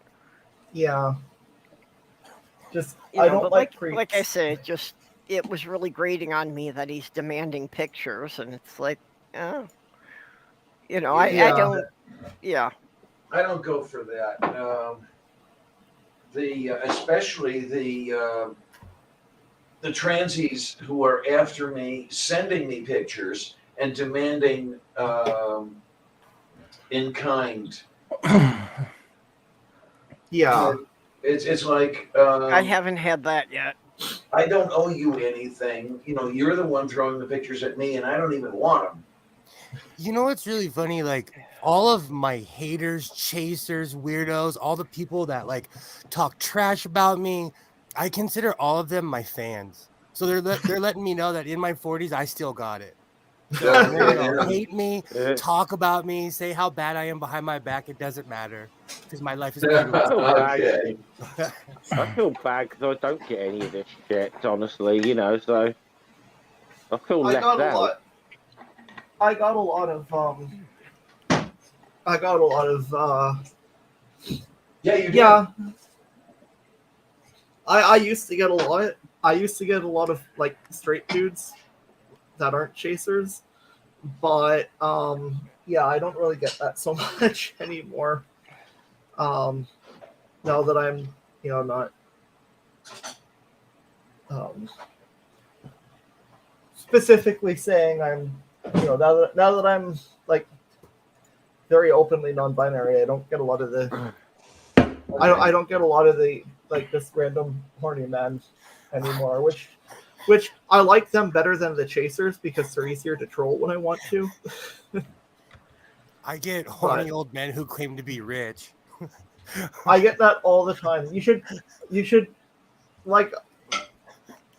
see my Facebook dating. How many like horny old men are like fucking on it, and I'm like, no.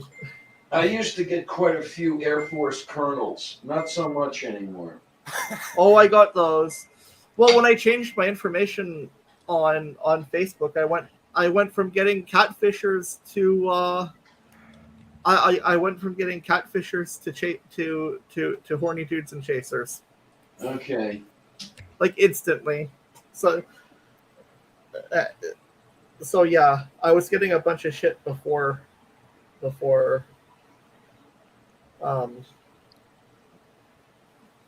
even before that. Okay, So- let's see if this works. Oh my. Whoa. Yeah. When I was with my fiance, we were getting Let me it from just- this. I'm sure it was a guy, but just claimed to take care be of a it. Where is- 25-year-old woman that was somehow, making references to being tied to Dubai oil money.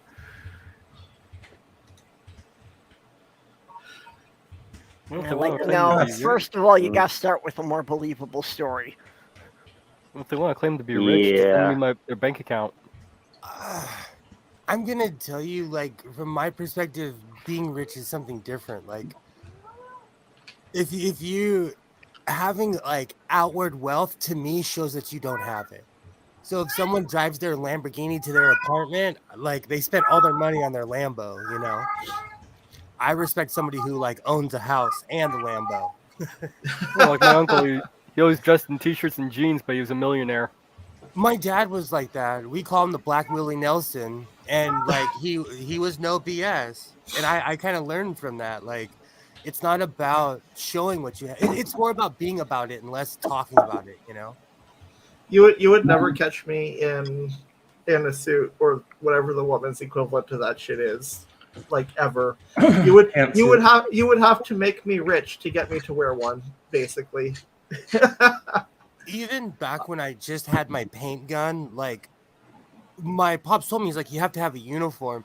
I had a different uniform for every day of the week because I couldn't stand wearing the same thing every day. Yeah, I wear a lot of shit. I keep getting told I have way too much clothes. Which, I mean, May don't feel bad. I have a walk-in closet that looks like Carol Baskin's walk-in closet. It's embarrassing. Last Well, time I- I wore a suit, Fucking hell. I need to downsize my clothing. I am kind of trying to maintain both a men's and a woman's wardrobe, so it's I don't have enough room for this shit. yeah, I'm trying to build a woman's, but no money. Don't worry, it's going to take you a while because it took me quite a while. The money. As a performer, I have crap tons of costumes. I have so many outfits for like every holiday, and oh geez, I have just piles of outfits.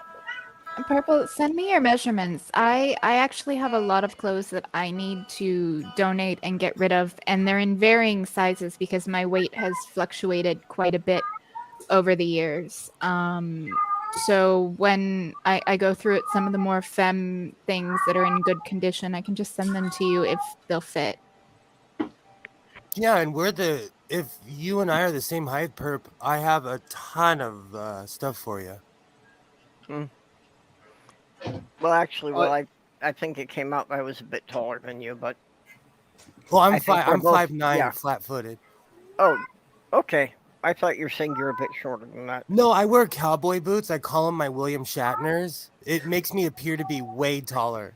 Wouldn't it because be I the Tom Cruises because he has to wear the lifts because he's right? Yeah. So I've met both, and you're right, Kitty. Tom Cruise is little. He's little. Like he's Shatner But wait a is a minute. little bit taller. Is he Paul Simon little? He's like 5'3", 5'4". That's Yeah, Paul I think Simon Tom little. Cruise is actually shorter than I am. I'm 5'6", so I I pictured was you taller. exactly 5'9", but since the scoliosis, I've been 5'7". Oh wow.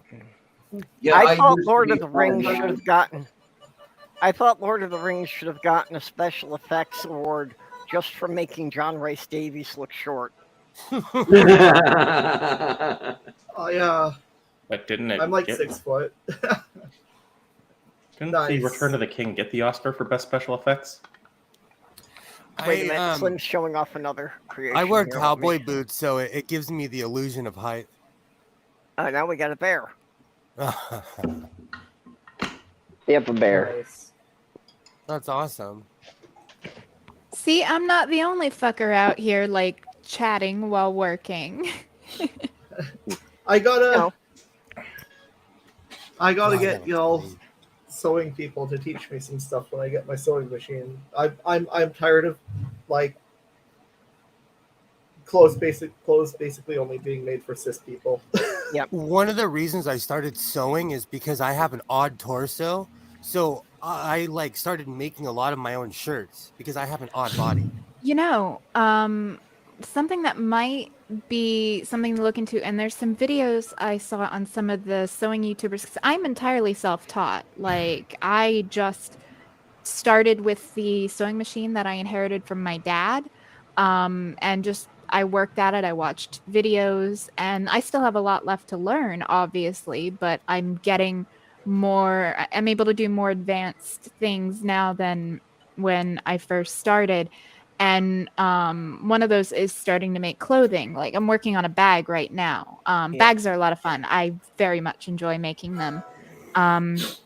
But making a reversible like lace up vest, because you can have one side be more like earth tones, like mask presenting, and then the other side could be fucking unicorn pink. And it's like midway through the day you can be like, all right, okay, yeah, my mask energy is draining and now I'm about to be femme and fab, and you just flip that bitch around and done. Nice. Well, a lot of tops are Love it. difficult for me because especially femme tops, because I have like very wide shoulders. Like, I'm a little bit overweight, but this is all bone. Yeah. Well, I this can would do be basic more- sewing, and I've done costumes, but I've never done anything form-fitting. I have trouble finding shoes that fit. Okay, so the way that you would essentially go about it is it would have like a narrow thing here, and it would kind of be like, you know, you can either have it cut down here or cut like under bust area and just have lacing in the front. So it's got like a corset bodice / vest feel to it. And again, you can have one side be more muted, toned down, and more mask. And then you wouldn't have to have, it wouldn't matter so much about your shoulders, because it would be kind of like a vest at the top, or Yeah. like a thick strap at the top, much thicker than this is. But it would basically come down like this, and then, you know, across, and you'd have the lacing here. I don't have, like, I made a vest a while ago, and I modified a pattern for, it was a men's vest. I just kind of tweaked the pattern to make it fit me a little bit better, for an outfit that I did actually last June. Made a skirt and a vest to go with it. But yeah, there were a few videos I saw, and it's really not that hard. Like, the hardest part of it would be the binding, because you would have to do binding around it, since you would be essentially sewing, you know, the wrong sides of the two different fabrics together, and finding a binding that kind of complements both. So if you went with, you know, like I saw one that it was a very bright floral print on one side, and then it was just like a muted earth tone brown on the other side. And I think they used a green binding, which looked really good with the brown, and it looked really good and made the floral pop. So I'll see if I can find some of those videos that I was watching, and I'll make a playlist of them, and then I'll just send you the playlist for like tips and tricks for getting started sewing. Oh, that would be great. Thanks. I'm actually my biggest. I'm not doing anything for top. I haven't, unless I absolutely need to. I'm not buying any new tops for probably a year and a half, because I might be getting top surgery. So I kind of need. I don't want to buy something and then have it not, you know, I have it be too small. Well, that's the other thing. I haven't been buying much yet because I'm still hoping that the hormones are, you know, going to change my measurements somewhat. Oh, they will. They will. I'm weird in that I haven't gotten a whole lot out of them, but I haven't either, and the doctor's just telling me that at my age it's going to be slow, but so far I haven't noticed any changes. It takes a while. I don't know. I've been on for.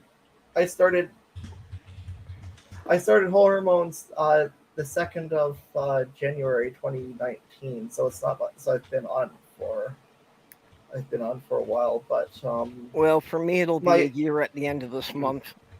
Nice, happy birthday. My biggest thing is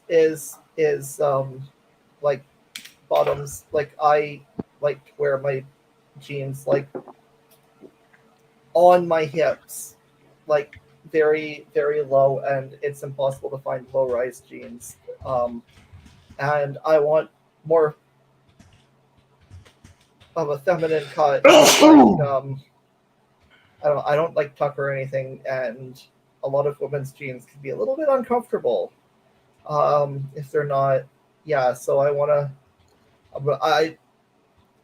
One of the big things is I want to find a way to. I want to learn how to either make or modify my own stuff, or stuff like that, and. It'd be cool to be able to make some interesting. It'd be cool to make some interesting tops and stuff too. But my biggest thing is, I have a lot of stuff that just either half fits. My men's jeans don't even fit me anymore because I got nothing up here, but I got a lot in my butt and hips now. Like that changed. So not. There is literally nothing, almost nothing I have that fits right, except for like leggings and camis.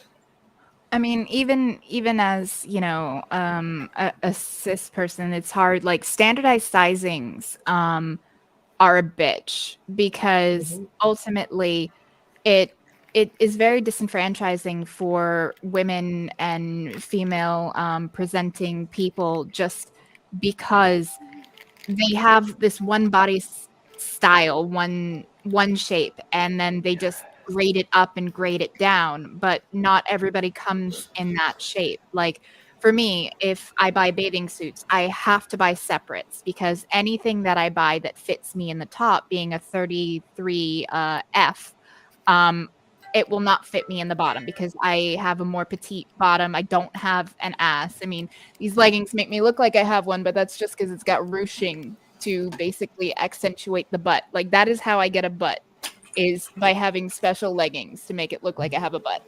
The rest, it's just there. Like I'm pretty flat bottomed, but and it's an issue. It really is. And trying to find things that fit or modifying things to make them fit. It's really, really hard. And like, it's something that it goes back to just trying to make things easier. Like when clothing was first made, it was made for you, like to your own measurements. You didn't have off the rack things. You would go to a tailor or you would go to a mantua maker if you were having a dress made. And nobody just bought something off the rack. Shoes, they did have off the rack, but they also had varying widths and they had half sizes. So those were standardized long before clothing was. And the whole issue with fast fashion is they make all these cheaply made garments using slave labor in the third world. And essentially they wear out very quickly. And then you're forced to buy more and nothing actually fits properly either. So it's just shitty all around. To be fair, I actually have something for you. We have slave labor. Sorry, we have slave labor here in America too. Yeah, it's called prison. Sweatshops. We have sweatshops, all kinds of things. No, but we still have legalized slavery for prisoners. If you are in prison, you are allowed to be enslaved. It's in the Constitution. First thing they tell you when you go to jail is that your 13th Amendment is suspended. So whether you go to county jail, whether you go to prison, whether you're arrested for a DUI, they tell you your 13th Amendment. If you are officially hooked and booked, your 13th Amendment is suspended. In but America. I have something for you. And I just learned that it's a Montreal thing. So yay, go Montreal.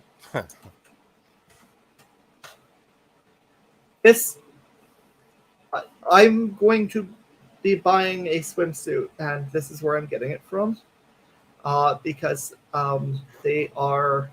Oh, I don't know if I can post links. If that needs to be approved or whatever. You can put it in the private chat in StreamYards. Yeah, I wanted to share it with everybody because it's a really cool thing. If you type something in the side chat, I can make sure that you've got a wrench so you can post the link. Yeah, it should be. It should here. be. There we go. Okay, now you should have a wrench. Cool, thank you.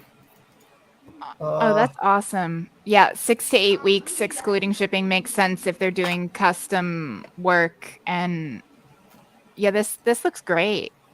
Mm-hmm. I was talking about how there was last year there was like a fashion company, they're called Chromat Swimwear, that did a whole transpositive thing, but they have like one 2-piece, and like I wasn't really fond of it, and I kind of want a 1-piece, just until I can like lose a bit of weight. And also just I want a 1-piece anyways. But it's fine. It's not that cold. It's like, what is it here? I need to charge this in again. It's like 22. Come on. It's swimming weather. 22 swimming weather where? We measure things in freedom degrees here. I'm not converting it. That's I don't know, 20. I think what's 22 degrees Celsius? It's like mid-70s, I think. Yeah, it's mid-70s. Yeah, mid-70s. I live in Minnesota, 71. so 22 Fahrenheit is still warm if you're talking about January or February. It's 71. It's 71 where you live. It's 56 where I live in the land of sunshine. Nice. It's 88 here. We're at like I 70 like or the cold. something. But like yeah, so anyways, they wanted like $200 for the thing because it's not like it's like a 83. one-off fashion thing. So I'm seeing 81 right now. Like I was like, I really want something that will be more 1-piece that'll be more accommodating on Twitter, and someone sent me this. All right. So I'm like, cool. Yeah, I'm definitely going to get something when I have the money. 22 degrees communist to 71.6 freedom degrees.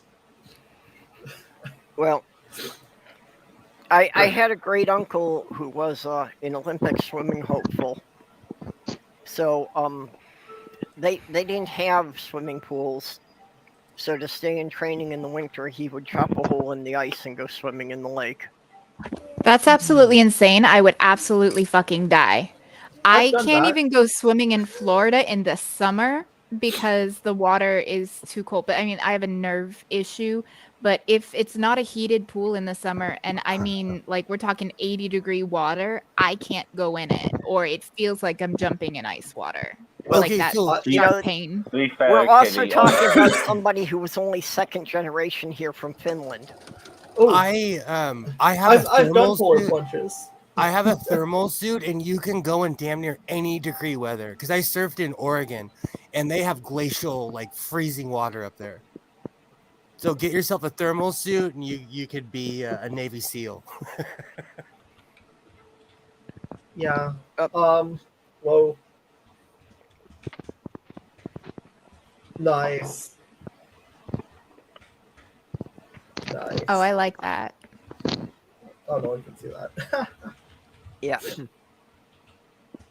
Oh, so this whole conversation is reminding me, I've been cleaning out my closet because I am downsizing, but I own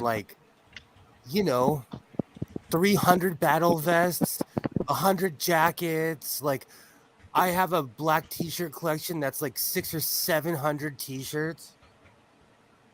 So I'm getting rid of stuff. I'm not getting rid of anything until after I get top surgery and lose like 50+ pounds. Well, see, and I never worried about a wardrobe before because just, as a male, all I need were a couple pair of jeans and any color t-shirt works with denim.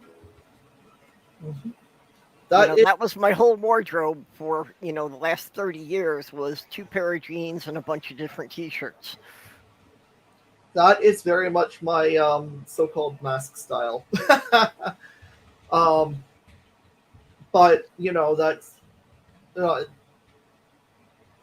that's what I like. Like I'm a metalhead. I just like jeans and a t-shirt. Well, I have some nice button-ups, but yeah. We don't have. I actually wasn't realizing it until I started into the transition, but that was actually a big chunk of my dysphoria. Was I just dressed like that because I didn't want anybody to look at me? Fair enough. Just so we don't have any metalheads in here. Just saying the Gorgoroth t-shirt there, but Nope. As I'm wearing a Black Label Society shirt. I've seen Black Label Society. I mean, I swear Zach must have done like a 25-minute guitar solo at that gig. I've seen them too. Where I'm from, it's kind of frowned upon, but I love Black Label. Like, I effing love Black Label. All right. There was issues with some of their gigs in the UK because one of the motorcycle clubs was going after people with Black Label Society cuts because the band themselves actually had to put a note that don't wear the cuts to the gig because one of the motorcycle clubs was taking exception. You make me big for a second. Oh, there you go. I mostly do like prog and Black Label. If you're not affiliated with like a club or something, this would get you beat up. Yeah. Like if you didn't know people, you couldn't just wear this in public because it looks like a biker cut. I'm gonna say I won't say the name of the club, but out loud. But there was a club which is pretty hardcore. That were going after people on the Black Label Society gigs. Were attacking them because for wearing cuts. It's the same thing here, Jeff. It's the same thing, and like. If anyone was ever caught wearing like a Sons of Anarchy t-shirt, you would get beat up out here. Or that blue shirt. Not so much the t-shirt, but there have been people who've been silly enough to be wearing Sons of Anarchy cuts with an England bottom rocker, and that's not got them in that's not gone down well. I'll put the name of the MC in the private chat, all right, but I'm not going to say them out loud. No, I understand. Trust me. I keep my mouth shut on a lot of things. Trust me, I totally understand. Yeah. No, that's why I made a video a while ago, and I said never wear anything that you're not willing to fight for. Yeah. Because yeah, I put the name of the clubs in the private chat, but awesome. I mostly just like Maiden, Dream Theater. Rush isn't metal, but Rush. I really like Sabaton though. Sabaton is like I love me some Sabaton. I love me some Sabaton. Me too. Yeah. Me too. Are you kidding me? I love Sabaton. Like that shit's like I love their music, but also like War History is kind of like a special interest for me, so it hits in like 5 or 6 different ways. Well, yeah, I gotta say, but Warsaw Uprising song is one of my favorites. That is so epic. Yeah, I think we're more rock than metal. But does anyone listen to Ghost? I don't think I've heard of them. Listened to them. I haven't listened to them in a while, but I used to. Yeah.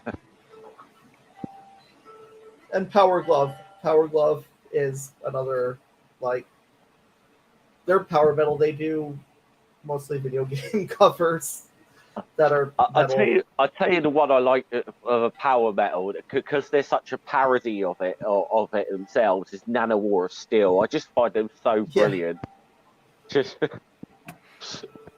Sabathon was Isaiah's first concert. They came out on stage. They came out to the Staples Center in a tank. Sabathon was awesome. That does not surprise me. My first concert was actually Meatloaf. I went to see them at the Ocean Center in Daytona Beach, and they had like this 100-foot inflatable bat. And it was the first time I ever smelled weed because people were smoking weed. Of course, it was a Meatloaf concert. But I was like 10 or 12. Like, I was pretty young. But that was my first ever concert. Mine was Slayer. Mine was Motorhead. The first concert that I ever went to myself was what was it? It was Progressive Nation 07 or 08. It was Big Elf, Zappa da Zappa, and Dream Theater are the ones I remember. I've seen Dream Theater like dozens of times. Maybe not dozens, but I saw Slayer in 1990, and that's when South of Heaven was only a year old. Whoa! At the one Rush concert I've been, to, I bought a ticket for Slayer, Megadeth, and Testament for $10. Awesome. 10 fucking bucks. That's awesome. And the great thing was, this was in I forget the year, but like this was still when Sean Drover was the drummer for Megadeth, and I can't remember Alex Skolnick. I don't know how to pronounce his last name. Was busy doing something else, so he couldn't play with Testament. So Glenn Drover was, they got Glenn Drover to play, to like do the lead guitar for Testament. So like it was cool having the brothers on like seeing that, and it was in Toronto, and they're from Toronto, so yeah. Yeah, I mean, I did the Big Four thing at Sonicere in 2011 with the Metallica, Slayer, Megadeth, Anthrax, and they also had Diamond Head there as well. Cool. Right, so I saw that same show, Jeff. They all got out. Yeah, they all got out at the end with the four bands with Diamond Head and all played "Am I Evil" together, which is like. Talk about making the hairs at the back of your neck stand up when they start hitting that. It was the year that because I saw 3 concerts that year, and the other one was Dream Theater and Iron Maiden. So it was the year that Dream Theater toured with Iron Maiden, which was like an absolute awesome show, although Portnoy was being an asshole. I think the last time I saw Maiden, they had Trivium supporting them. Trivium. What annoyed me about that is every other night of the tour they were doing for the UK leg of it, but the night I went, they had Airborne supporting. And it's like, God damn, why the hell did I get Trivium? Airborne is so fucking cool. If I listen to like people talk about Trivium, especially the guitar player, it's like, oh wow, this band must kick ass. But on the Dramatic Turn of Events tour, Trivium opened for Dream Theater, and they were just bad. They were just. I don't like the vocals. Boring. I could barely hear anything. It was bad.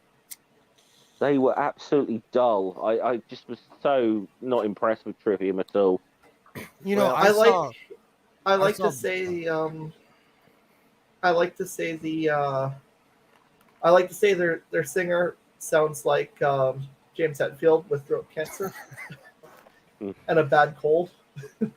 before we jump away too much from Iron Maiden, I saw Motorhead, Dio, and Iron Maiden, and honestly, the lineup should have been the other way around because Motorhead performed first, and they tore the house down. It was an Yeah. amazing performance. It was There's one amazing. I, Oh, I there's one think I we'll. regret not being able to see. I think maybe we should spin off, and you guys could go have your own chat about the metal bands. Okay, sorry. No, it's okay. It's just it's so far from my kind of music. I don't even have the vocabulary to understand half of what you're talking about. What do you listen to? Do you listen to any kind of music? Yeah, but She strikes you me know, as like a folk music kind of girl. yeah, 70s folk guitar is a lot of it.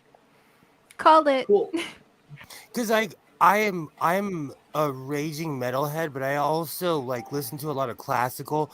I'm obsessed with the old Yo MTV rap music videos. Like, I'm all about being eclectic and old throaty country songs. I'm very eclectic myself. Yeah, well, anything that's too loud or too much of the high pitch or sharp sounds is really painful to me. Yeah, you wouldn't like one of my favorite bands. Like, I absolutely stan Coheed and Cambria, like Claudio Sanchez and those high notes that he hits. And I think I like the music, but I like the story behind the music more because all of the songs actually tie into a set of graphic novels that the lead singer / writer of the songs did. So the music is about like an epic space opera, and it's a story within a story, which I nerd out for shit like that.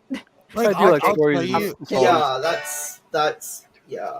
Like, well, my favorite song is adjusted your 2112. camera, but now it's like pointing down in your lap and cutting off half of your face.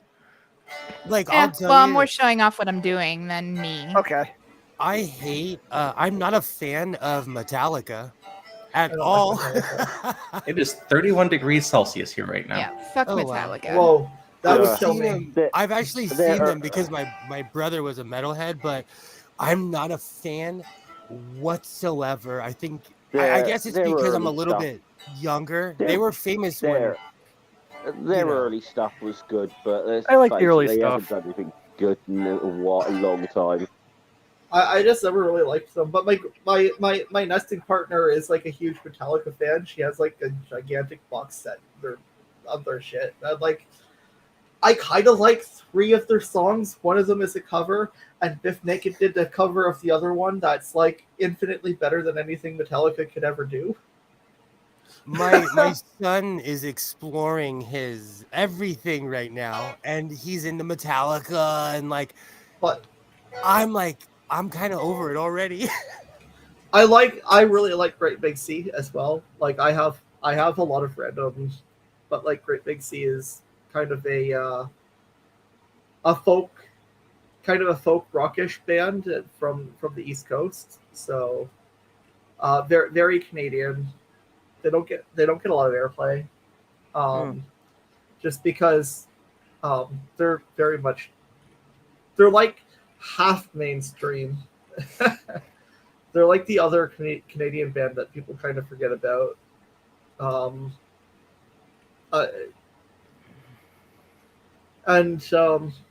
really really happy that like I actually got to see. There are 2 bands right now that I am grateful to have gotten to see. Rush is one of them because it's no longer for us. Yeah, I saw them on the Time Machine tour in their hometown, and the other is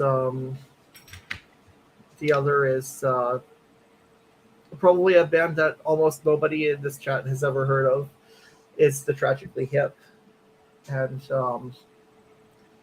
I saw them in a casino of all places because my mom could get free tickets because she went there a fair amount. But they're like a massive, like they're rock, but they're a massive Canadian cultural band, and we could tell the singer was off, and he's like probably the only song you've heard from them is New Orleans is Sinking, because that's really the only thing they've done in the US. But yeah, Gord Downey got diagnosed with brain cancer like 2 months after that. I remember going to when I was at Toll Puddle Festival a few years ago, which is a thing that the labour unions put on in the UK, because it's a bit of a history of the trade and labour union. So the main thing they had on was folk singer Billy Bragg, who's a left-wing singer. And I sort of taken my ex down there, and she's listening to this. He sounds like he's really off. I'm like, no, that's actually his voice. That he's not off. He's just not that good of a. He's a great songwriter. He's just not that good of a singer. Honestly, you know, he's a great songwriter, no doubt about it. But there's a few artists that I've thought that about. There's also been a couple that I felt the other way around, that I felt they had a good voice, but probably shouldn't be performing their own material. Yeah, there's a lot of people like that.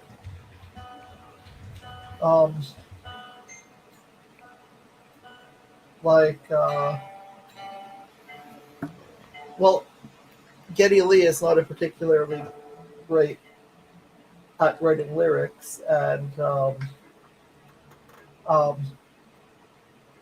I mean, some people love his voice, some people hate it. His voice is actually kind of similar to mine, but yeah, he can't write lyrics worth shit. The same with James LaBrie. He does literally no lyric writing almost for Dream Theater, but he is probably one of the best singers on the face of the planet. Okay, I'm still feeling a little off, so I'm probably going to go take a nap. So long, everyone. Okay, yeah, but you want to plug before you go? For the fish. Actually, I have some things coming up that I might put on my channel, but okay. My voice has recovered to the point where I'm actually probably going to do, after everything disperses, I'm probably going to actually do those 2 World Warships videos I wanted to do. Yeah, Sloth Girl has been hoping to get back into doing some karaoke, but, you know, of course, the pandemic really put the kibosh on that. Yeah. I miss karaoke. I miss all of that.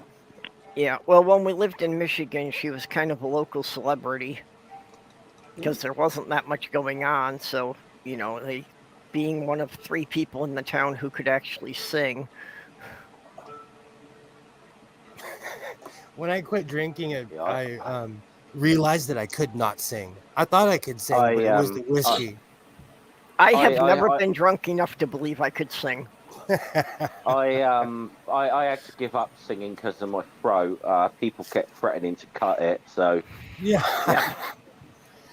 You know what's worse than singing bad is I own a banjo. Pull a banjo out around country people, they will tell you to get the F out of the room because they know what's going to happen. Yep. I'm repeatedly told I have a really good singing voice. Just I cannot sing worth a shit. Like Free Will, I can hit the high notes, but I can't make it sound good.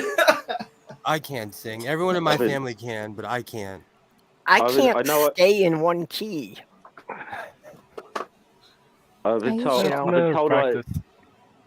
I haven't got much of a singing voice, but on the plus side, I've got the perfect face for radio, so you know, it's not a total loss.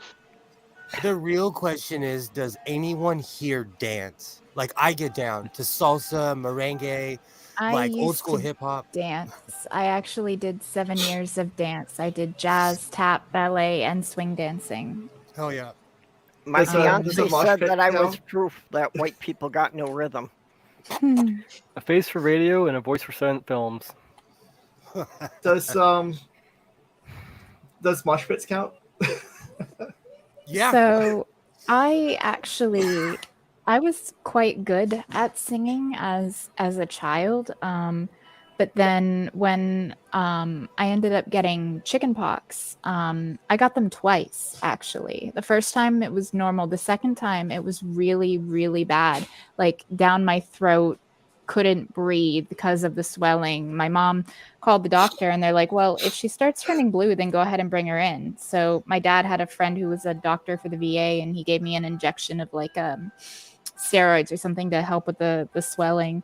But ever since that and my brush with mono from this bitch in high school that didn't tell me she had fucking mono. And like it wasn't even that I kissed her. Like she asked for a sip of my drink and bitch gave me mono. So after both of those incidents, my throat just got fucking jacked and I just can't sing like I used to. Yeah, for me, it's again goes back to my sinuses always being messed up, that I just have trouble just breathing properly. So, you know, I can't hold the note because I just can't hold the air long enough. Yeah, I had to last November I had a nose operation that I had a septum palsy. I had a deviated septum, and yeah, the surgeon said it wasn't too bad, but after like just it completely fixed my sleep apnea. It completely fucking like it's vastly improved my breathing in general as well. But my nose is still perpetually stuffed up, probably from allergies. But like yeah, when I breathe through it, when I used to breathe through it, my left nostril would completely collapse. So that's not a thing anymore. Well, I'm working with an ENT now, and we're trying various medications, but it is one of the things that, yeah, if we don't find some medication that's working, then we might be talking about surgery. Yeah, that was, yeah, and my recovery was quick, but that was not a fun surgery to have. Well, the weird thing is that after doing the scans, she's telling me that I must have had surgery on my nose at some point, but I don't remember that ever happening. Whoa. But then again, I've got 10 years between ages 5 and 14 that I just basically don't remember anything anyway. Yeah, I kind of have something like that. I can remember stuff from when I was an infant. Yeah, same. I have an eidetic memory. I could not imagine not remembering everything. Like I'm sick with it. I remember everything I did yesterday, everything I did a year ago. That's why I remembered we had the Twilight Zone stream a year ago. Well, I remember everything from books. I remember very little about my own childhood. I have purged a lot from my memory intentionally. Oh, I understand. Yeah. Well, that's I have a lot of things I wish I could forget. I've had a couple of therapists who have offered to help me try and recover that, and it's like, considering the bits I do remember, there's probably good reason I'm blocking a lot of stuff out. Having a memory will make you hate people because the average person, we're all hypocrites in a way. Like you'll say something and then a year later you'll do something different, you know? Well, and it's the reason I say I need to keep a distance from my family, because there's stuff I've got photographs of that they'll still deny ever happened. My family's like that. I actually got confirmation of one of my earliest memories. It was of living in this house that was made of like raw brick. I thought it was something I just, a false memory, but recently my aunt came up with a picture of my dad outside that building. I love stuff like that. Yeah, it's from 7 or I just got bullied a lot in school because I'm autistic. And then smarter than people, and then gayer than people, and then Yeah.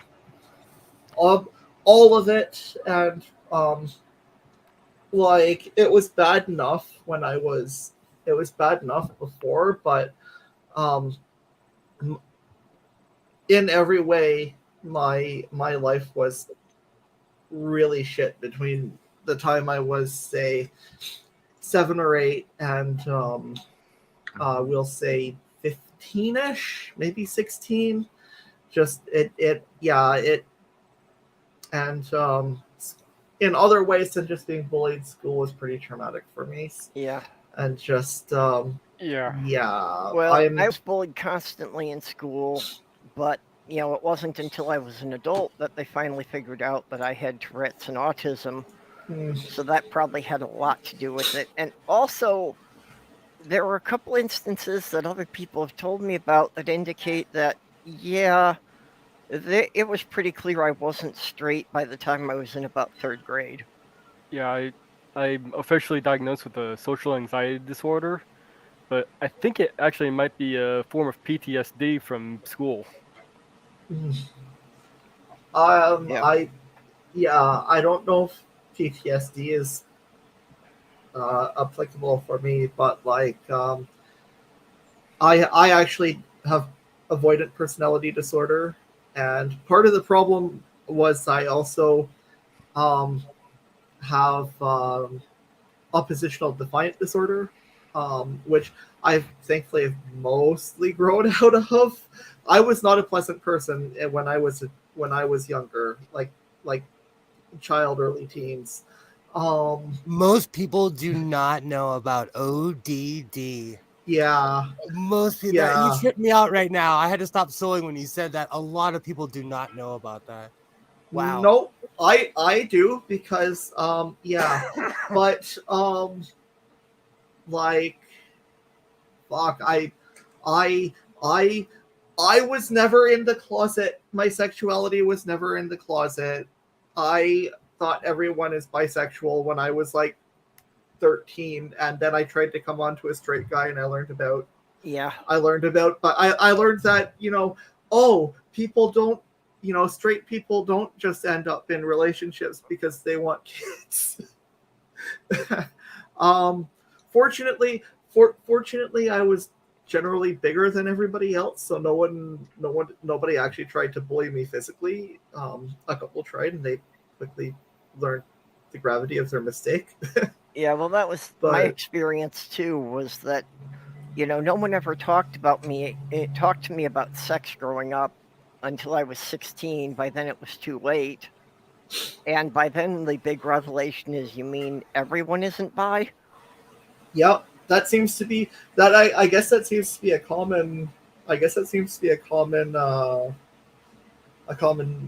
thing for the bis.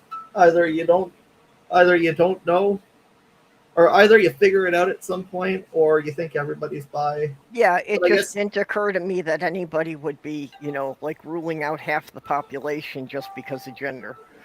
Yeah, exactly. Well, if I could pick, I'd pick pan. Yeah, well, that's why I identify with now, because, definitely that there's more than 2 gender, and that alone is not the criteria for me to rule anyone out. I mean, like, the way that people define pan, like, I think pan romantic is very applicable, and bisexual is very applicable, but like we don't need any as a bi must mean 2 etymological fallacy today, please. I was about to say, for the old guy, what's the difference between the two? Well, it depends who you ask. As far I go as far as whichever one people feel most comfortable using. Pretty much.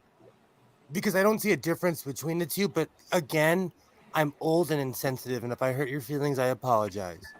Well, I mean, I understand, like the way I've always seen it is, pansexual and bisexual essentially mean the same thing. Like bisexual is just the umbrella term for it. And because I consider myself a bisexual. I have my entire life, but it's not that I'm not attracted to, like, I don't narrow people out based on gender, of who I would be attracted to. Like, if anything, the only like binary that tends to happen with me, and it's, me specific, is I tend to find that I have more of an emotional connection to men, and I'm more physically attracted to women. So I tend to date men, and then if I'm just looking for a hookup, it'll be with a woman.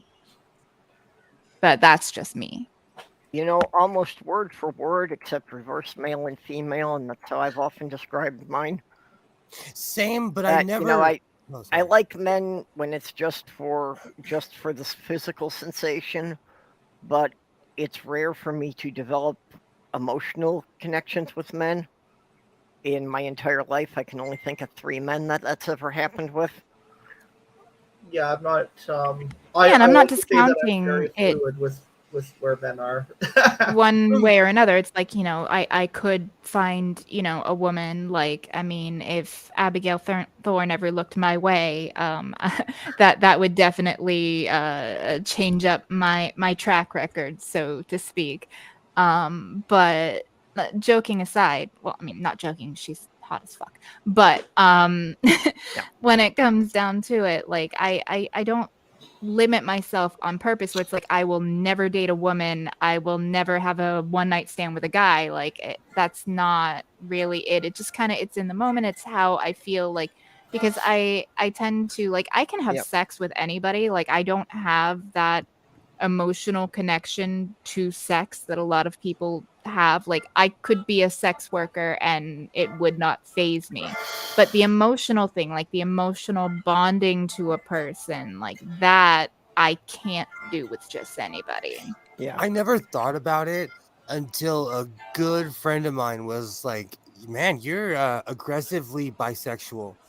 And 20 years later, I still say that because I never thought about it.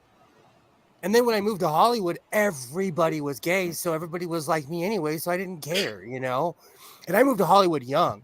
So I don't know. And I hate to be the old guy, but like, I hate labels. So that's why I'm trying to learn all the new stuff, because I'm the old guy in the room where you were just under the umbrella, trying not to get beat up. I've also said that any preference I have is more dependent on the potential partners available at the moment than anything else. I think I would need to have that emotional connection with the person before I could have sex with them. It depends. Yeah, my partners are like that. Demi, that's, they're Demi in that they have to have a strong emotional connection. They're not like me, where they could fuck for money. Like, I could. But, when it comes down to it, not everybody, like, it's a spectrum. Some people, it's like, yeah, they can do the occasional one night stand, but it's really much more impactful and meaningful if they have a connection. There are people that can't do sex at all if they don't have a meaningful connection with a person. And then there's people that just don't give a fuck about that. Yeah, well, Sloth Girl's the same way. She just feels that if she doesn't have a real emotional connection to start with, it's just not worth it. I'm kind of like the opposite. Like, oh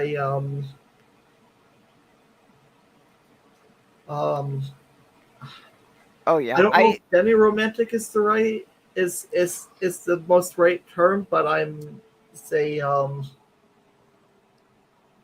Aeroflux, and for a lot of my life it's been just straight up aromantic. So yeah. Okay, now Arrow is one of the ones that I'm not sure I have a good definition for. like asexual, but for romantic feelings instead of sexual. Like aromantic. Okay.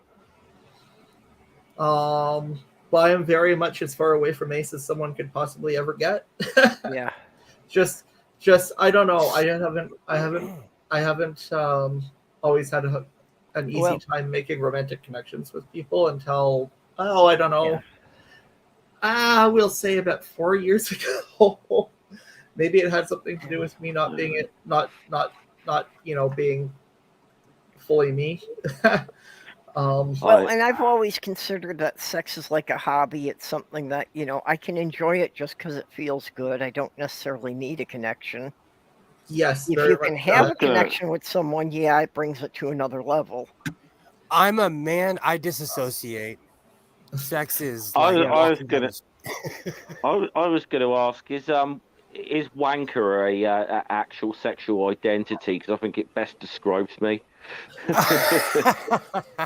Well, and unfortunately at this point, I don't know if I could have another serious relationship just because of, what I had with my fiance.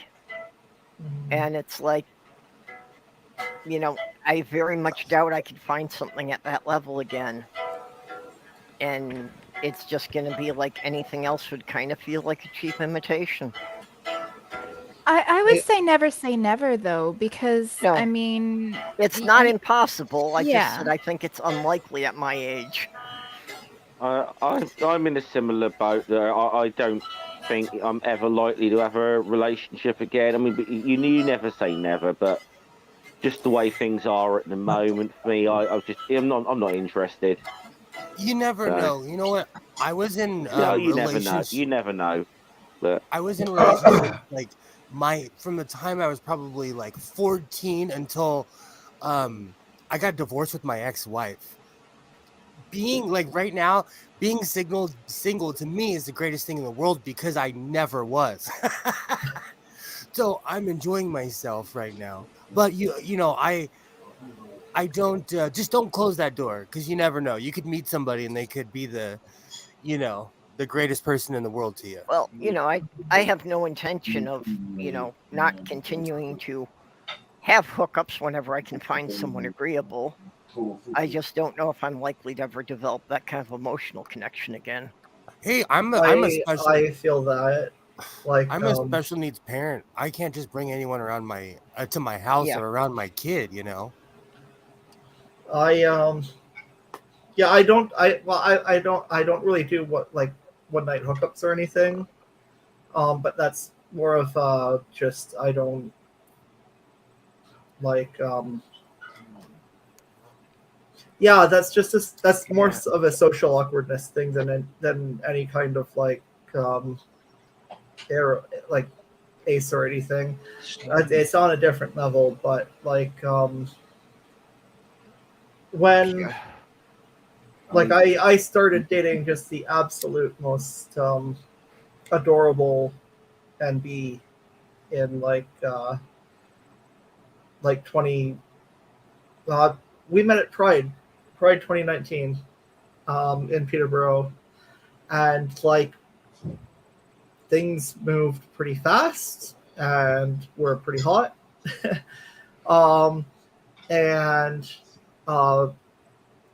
they were also dating my current nesting partner as well, and things moved really fast between us two.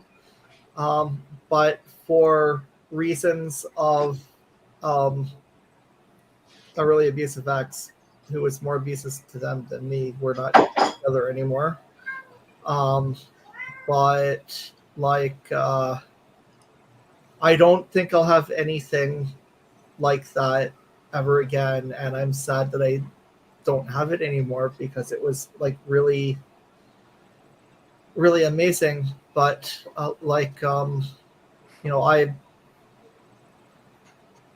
I have other relationships that are very different, but are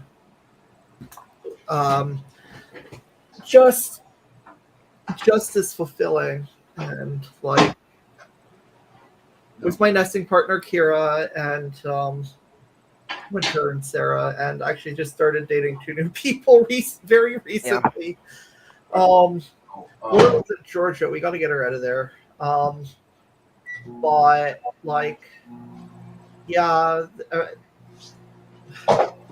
it's really different, and Yeah, just well, it's something that I really couldn't explain my relationship with my fiance to anyone before I came out, because she was a lesbian, but she saw me as a woman. You know, and that was a big part of it, is that she was the only one who treated me as a woman all the time. Yeah, I got pretty messed up from my girlfriend in high school dying of cancer. Oh, yeah, that's gonna leave a mark. My just before I graduated too. Yeah, I had no success in relationships before I came out. Oh wow, it's like horrid. One of them tried circumventing contraception to force me to marry her. Yeah. I never had a relationship that lasted more than 3 months until I was in my mid-30s. Really? Neither that relationship lasted 6 months, but I wanted out of it by month 4 anyways. But then yeah, that's also how I found out I'm intersex and infertile, because I later found out about her absolute horridness, and I went to be like, okay, am I Hello? You know, I was told I should probably check out why there was no child involved there. Oh, hi. How you doing? Yeah, it turns out testosterone doesn't really work as well for me as it should. But yeah, I did not have a meaningful relationship until I did not have a meaningful relationship until 2017 at all. Sorry, not until 20. I did not have a meaningful relationship until 2019. I had an almost meaningful relationship with a true scum who, yeah, I don't want to get into that. Well, but like my mom dated assholes all the time. Now, see, I didn't have relationships that would last, but I always managed to stay friends after the breakup. So then it was like most of the people I dated were because the person I dated previously set me up with them. Oh gosh. My ex-wife tries to hook me up with people, and it's always weird. I'm like, nope. It was great in high school. My first girlfriend was constantly finding girls for me.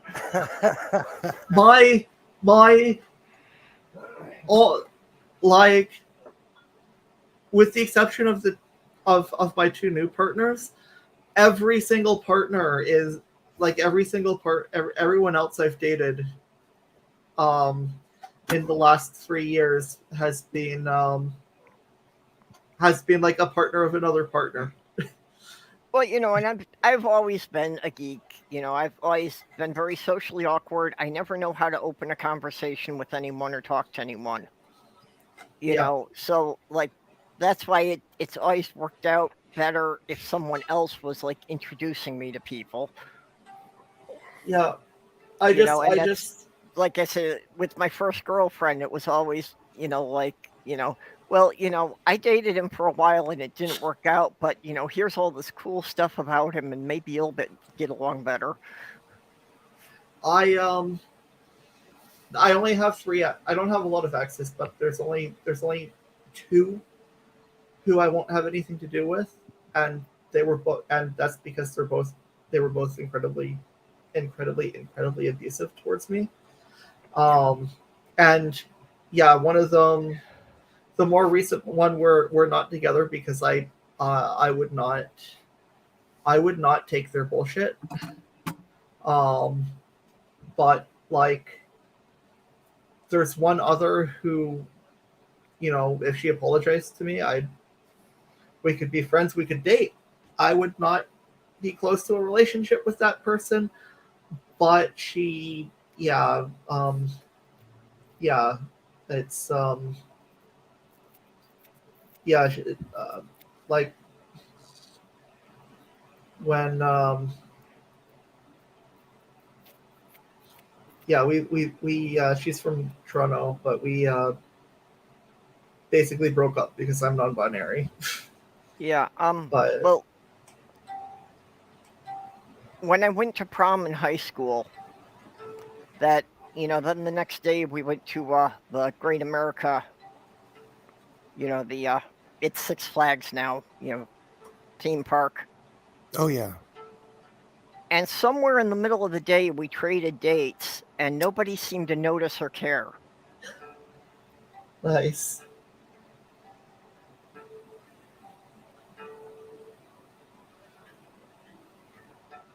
Now I am really, really just,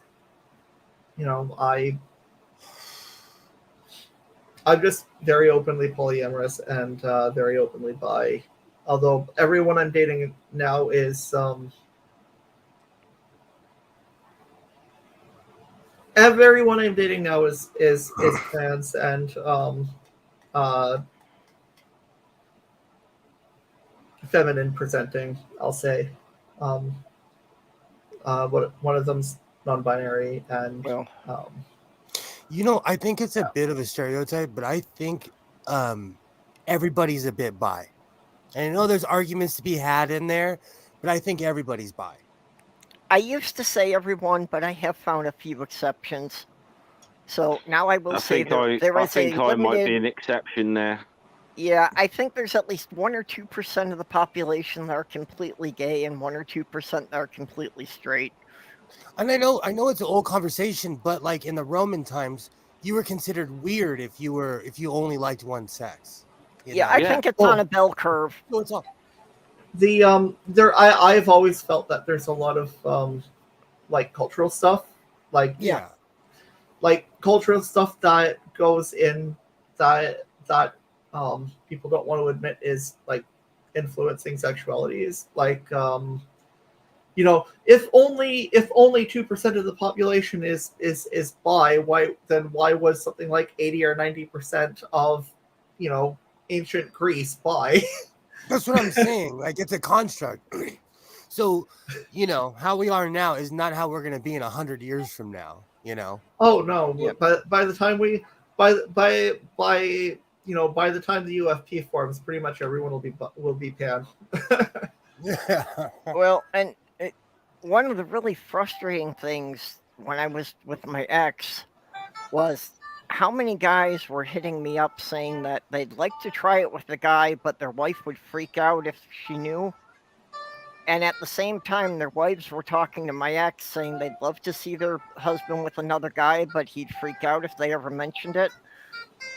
And we're both like, you people could have a lot more fun if you would just fucking talk to your spouse. Yeah, really? That's life advice in general, though. Communication is a key in any relationship, even friends or anything, Yeah, like we are my entire polykill. We are just like completely 100% just open and honest. We have no reason not to be, right? Like it's like, oh, I got a boyfriend. I got a new boyfriend. What are people going to care about that?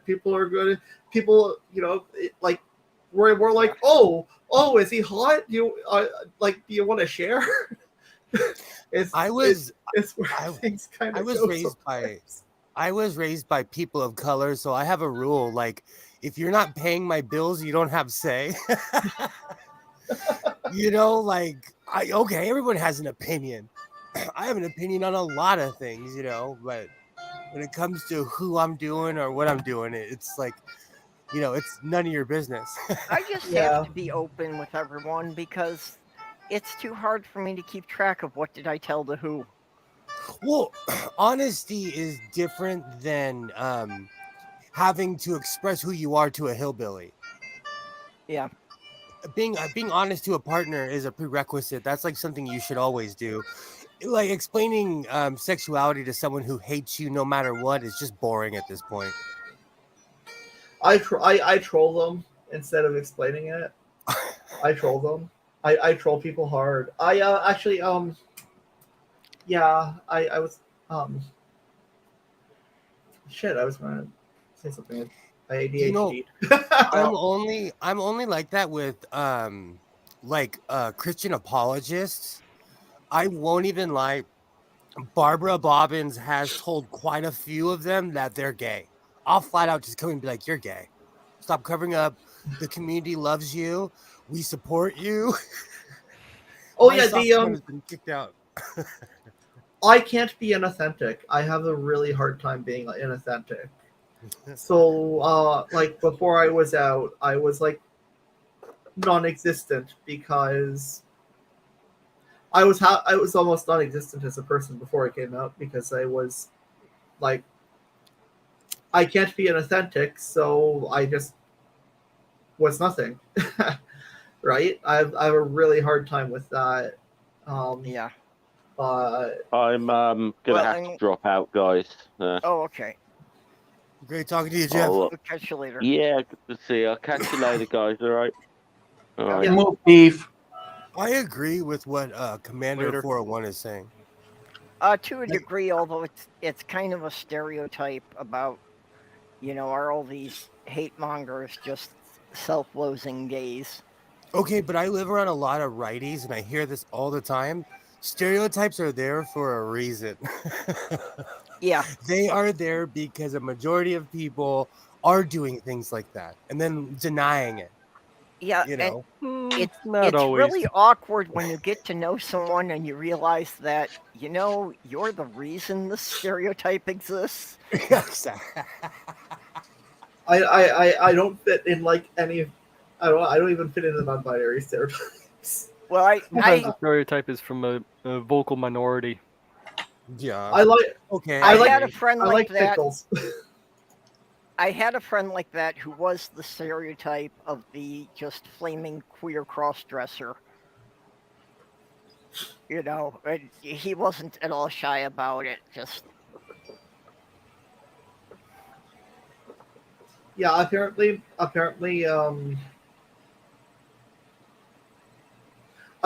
how unreserved I am with who I am has drawn a lot of has drawn a lot of people to like me. So. Well, I do well online. I don't do so well socializing in the real world.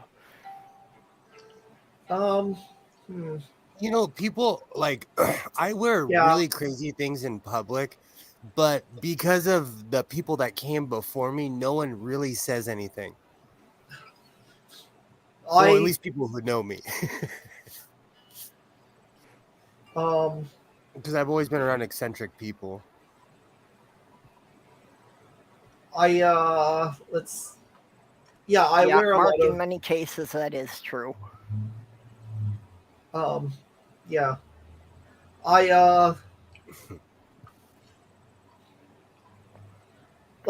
don't handle high temperatures very well, so I do kind of dress down quite a bit. Like my shirt's open because I am cooking in here and I have a fan on me. Right. Also, I just was feeling a little bit unmasked today, but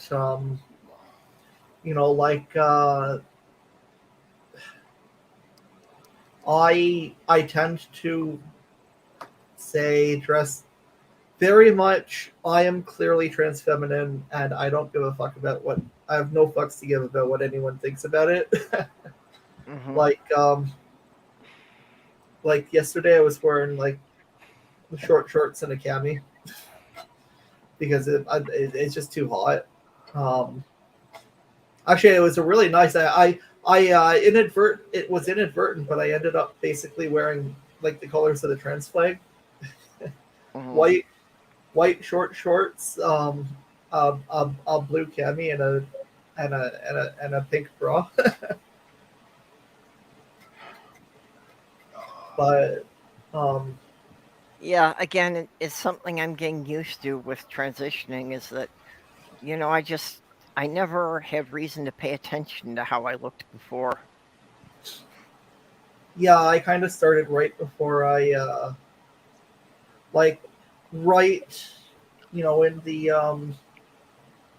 in the It was. This is probably a touchy subject, but it was the fucking non-sect that did it. When they had Jimmy Snow on with the two non-binary people, that's when my all the walls I had up kind of got blown up. But it was shortly after that I was also like, I kind of, I'm kind of liking some things I'm doing actually, instead of just being completely neutral. So yeah, let's see where that's going. And to answer Mark Caesar's question, in a weird way, I haven't changed my style in almost like 26, 27 years. So, like, the thing that makes me laugh is my mom all the time. I'll go pick her up, and she's like, I always thought that your vest BS was a phase. But I've really changed mine in about 30. I like the way I dress. I'm a t-shirt and jeans kind of guy. I feel uncomfortable if I'm wearing a suit. So same here. I'm exactly the same. The same. Last time I wore a suit was 1980 something for my sister's wedding. And even then, I drew the line that, okay, fine, I'll wear a suit because you're having the wedding in the church. I'm still not wearing a tie. You would have to pay me. You would have to make me rich to get me in a suit. Men's or women's. It's not a gender thing. She was also amazed, though, that in a rented suit with no functional pockets, when it was necessary, I was still able to produce a toolkit. Nice. To answer the question, it's it's 100% for me. I don't give two shits about what other people think anymore. Although I do sometimes play it up a little extra to like, sometimes I do kind of go out of my way to confuse the cis too, but not really provoking. There's not really much to provoke here. There are people who I am way more tame than, but yeah, so like it is kind of a it's like 98% for me, and actually in the summer it's like 50% because temperatures over 25 degrees Celsius, which I think is about 77 Yankee degrees, is where things start getting uncomfortable to me, and I start wearing less. Oh, you would melt here. You would melt I would. Here in Southern California. Oh yeah, I would. It's not even a humidity thing, but like we get people talk about how bad the humidity can get in like Florida and shit, and it's like I live on top of the like the world's largest reserve of freshwater lakes. I need subtropical weather. Extremely. Okay, I like it when it's about between say for warm weather, I like it when it's between 18 and say 23 Celsius. That's my warm comfort zone, and I like it in the winter I kind of like it around maybe -5 Celsius, -6, a little bit below freezing, just enough below freezing where it's not going to fucking turn to fucking horrible slush. Our winters, like it's 56 right now. That's how cold it gets during December. It doesn't get too cold here in California, not like other places. You got the ocean and the mountains regulating your weather. Well, it's all like, that's why when you said like 77 is hot, that's like paradise weather to me. That's like perfect weather. Perfect. 77 is where it starts getting uncomfortable.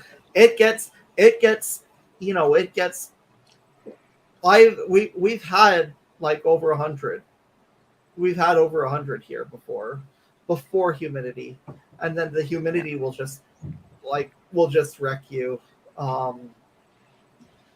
It can get pretty fucking bad. Well, Minnesota gets all the extremes.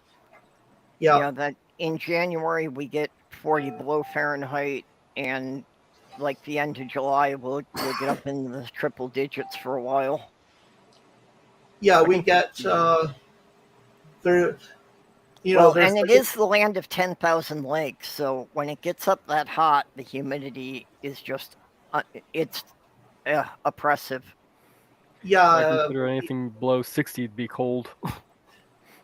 You're not too far away, and you're probably roughly the same latitude, aren't you? Yeah, well, Duluth is pretty much at the Canadian border. Yeah, exactly. Fortunately, the weather in the GTA is a little bit in the southern parts of the GTA is a little bit better because we have we have the lake kind of giving the same ocean thing, but it's not quite as much. And then we'll get something from like the northeast or the west, and it'll just the northwest or the east, and it'll just wreck us because yeah.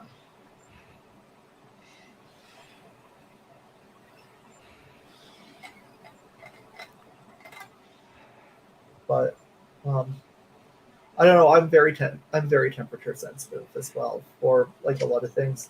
I can't like I burn my mouth all the time on things that don't burn other people's mouths because it's too hot to eat or drink. I have to wait like 5 or 10 minutes after getting a Tim Hortons for the thing to cool down before I can actually tolerate the temperature. Oh, I had a reputation for having asbestos hands about being able to pick up hot things right out of the oven without it really phasing me. That's crazy. I knew somebody like that. Reminds me of my dad, actually. He was once impatient. Like, he was using the fryolator, and he dropped a fork into the oil, and my crippled ass couldn't move fast enough to get him tongs, so he just shoved his hand in the fucking 200, 300 degree oil to pull the goddamn metal nut Deep fryer's fork out. another issue. Yeah. Oh my god. Because the oil conducts the My heat dad's and fucking it sticks weird. to your skin. Oh, the reason I'm freaking out is because I've had steam burns. I've had hot oil spill over Yeah, my me hands. too. Like, I shared pictures of Yeah. it a while back. It was bad. I've been splashed from a deep fryer. I have a scar for I've life been from one of splashed. those. And then I watched it eat my flesh as it landed on me. So it was hardcore. Yep. Probably the worst burn I had was when I accidentally touched my wrist to the top of the stove when I was reaching in to get something. I've done that. Well, Oh my I do God. still have the scar halfway up my arm because I was reaching for something on the bottom rack of the oven and my arm hit the top rack. And actually it melted my arm to the metal for a second. When I pulled away, it left a chunk of skin on the metal. Oh. When I was putting when I was soldering the pickups into this, I accidentally burnt my the back of my hand on with my soldering iron. You guys are reminding me when I was in high school, I had a giant afro. And I'm from the suburbs, and my friend had a real hot comb, and I had never seen one before. It was the kind that you put on the stove. And I asked his mom if I can borrow it, and she's like, "You know how to use this, right?" I was like, "Oh, yeah." I went home. I got that thing red hot. I took one stroke in my hair, and I set my hair on fire. Oof. It was cooking my hair as I was pulling up because I lied to her because I didn't know how to use it. One of the scariest things of my childhood was my mom was cooking and her shirt got caught on fire. When I was a teenager, we had one of those grills, that was the rectangular hood type, so it was the front that opened instead of the top. And I couldn't find lighter fluid, so instead I tried to light it with kerosene. I wound up not having any eyebrows. There was just one big whoosh, and yeah, I went to wipe my forehead, and I wiped my eyebrows off. They just gone. I've done that. I know it shocks people, but I've done that. I have 2 barbecues, and when I was younger, I used an entire can of lighter fluid and then threw a match in. Every 6 weeks, I undergo. Every 6 weeks, I basically get my face, my torso, and my junk burned off from laser. It's if you've never done that shit, it's yeah, it can be extremely painful.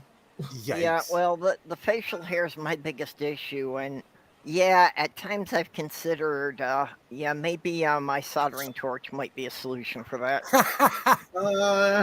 I'd recommend laser or electrolysis, which the latter isn't all that different. Isn't necessarily probably all that different. I would love to get electrolysis, but I don't have the money for it. I went in for a consultation, and she said it would be about 100 hours at $70 an hour. Oof, yeah. Oof. So, Mark Caesar, I'm actually bald because on my mom's side, all the men are bald. I mean, I say this all the time. I look like a 1970s soul singer when I grow my hair. I'm completely bald up to here. I'm completely bald in the back. It's male pattern baldness. So around 1999 is when I started embracing my bald head. Around there. Because I had no choice. I was balding. I'd shave my head if I was balding. There's nothing I could do. I fortunately have avoided that. Yeah, I was not noticeably balding yet. I mean, my forehead was getting a little bit higher, but, for people who hadn't known me for a long time, they wouldn't notice. So, and that is one thing that the testosterone blockers could well keep that from getting any worse. They'll keep it from getting worse, and T blockers in me have actually been known to reverse it a bit. I have very long hair.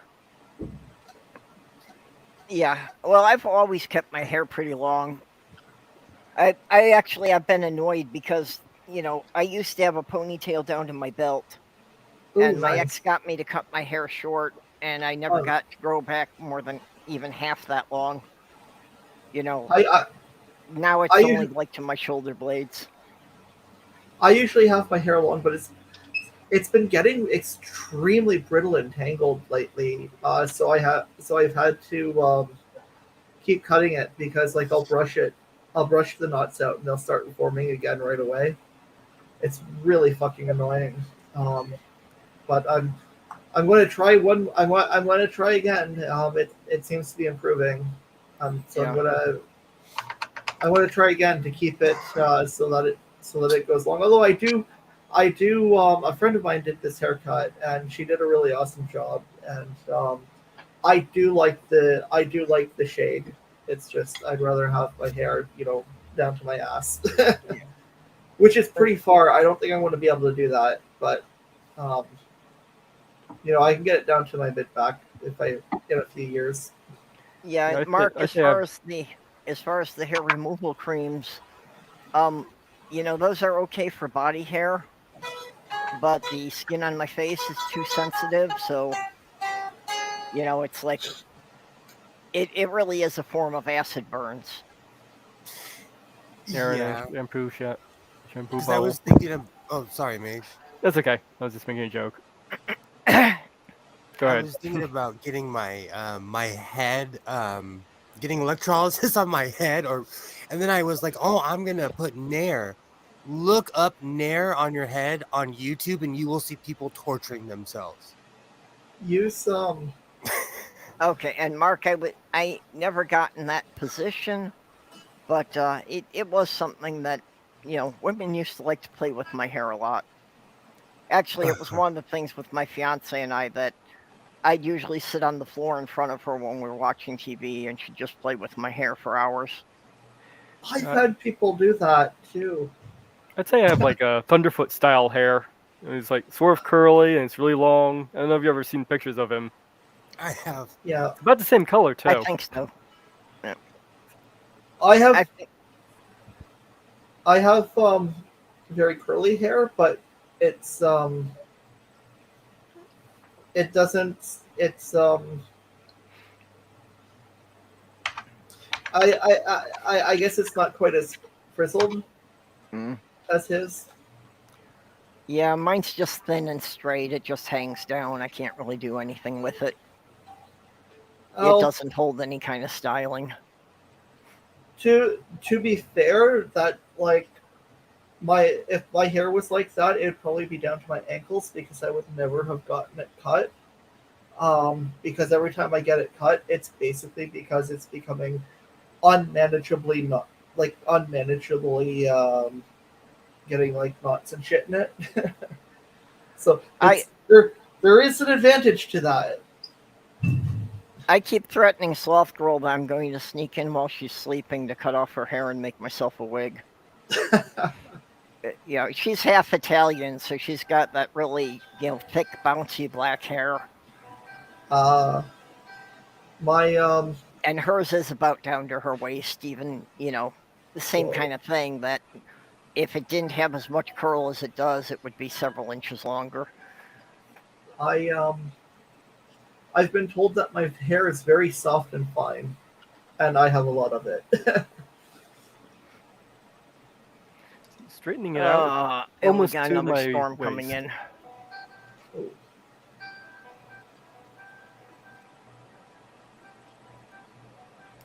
Yeah, I had actually turned off my light for a little while here.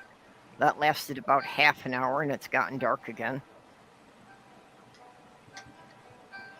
Yeah. Oh, it's... That's weird to me because I live in perpetual sunshine here. Well, I mean, for this hour of the day, this is not right, but People it's just most of the day here, it's looked like it's been night. around here, people freak out if it rains or if it's cloud covered. It's literally in the news if it's going to be overcast. Are you allowed to collect rainwater in California?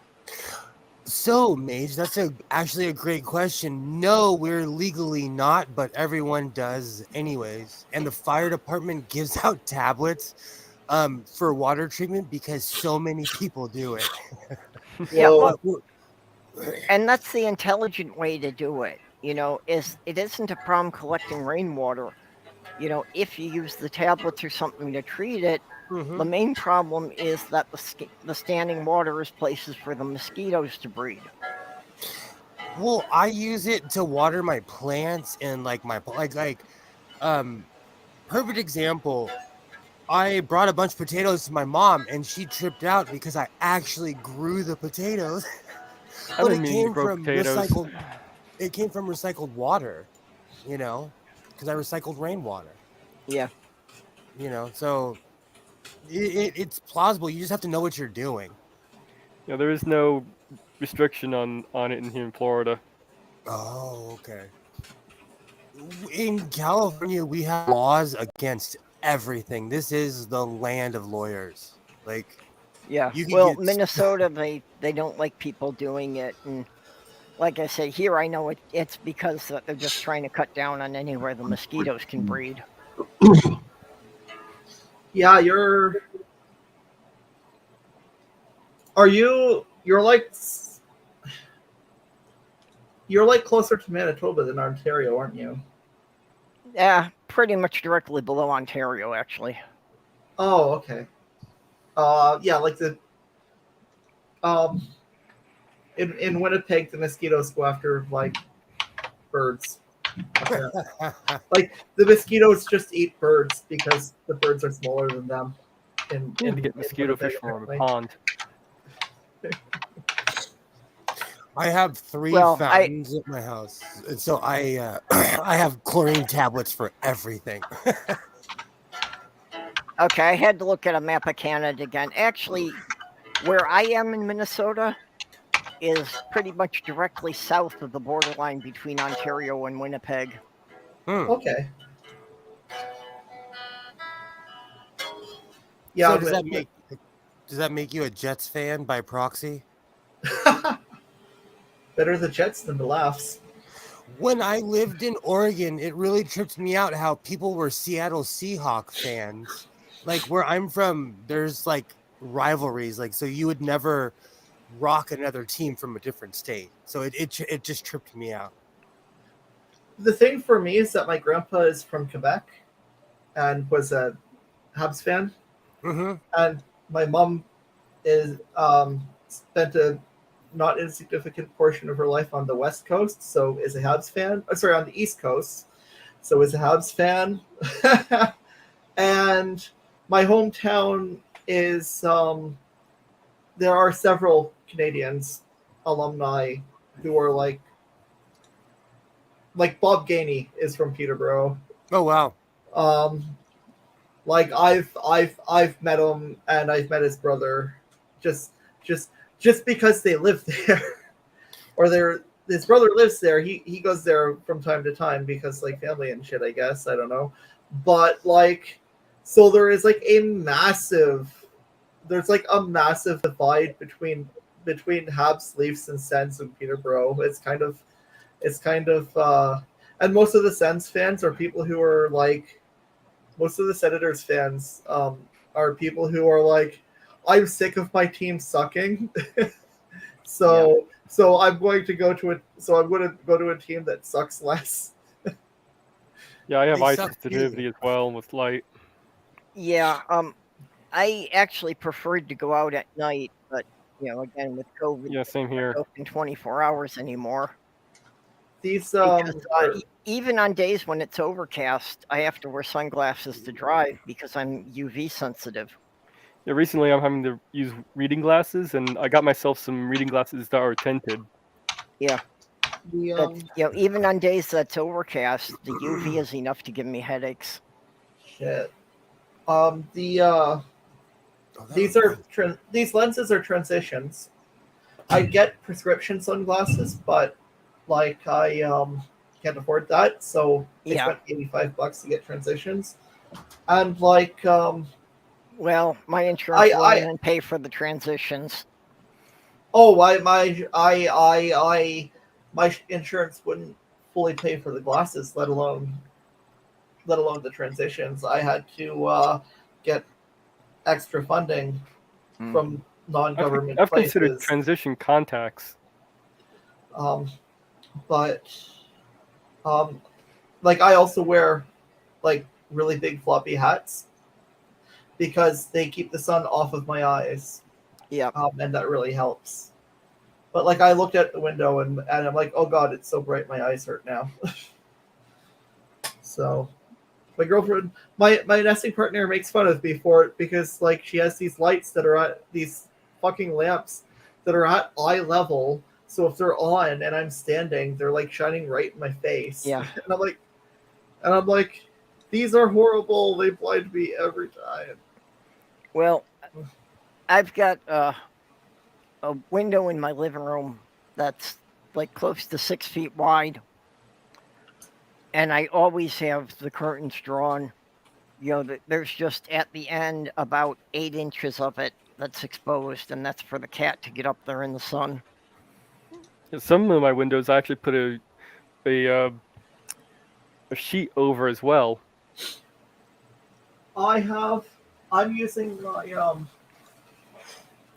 I have it kind of open a bit on this side, but I'm using my canvas by gender flag as a curtain.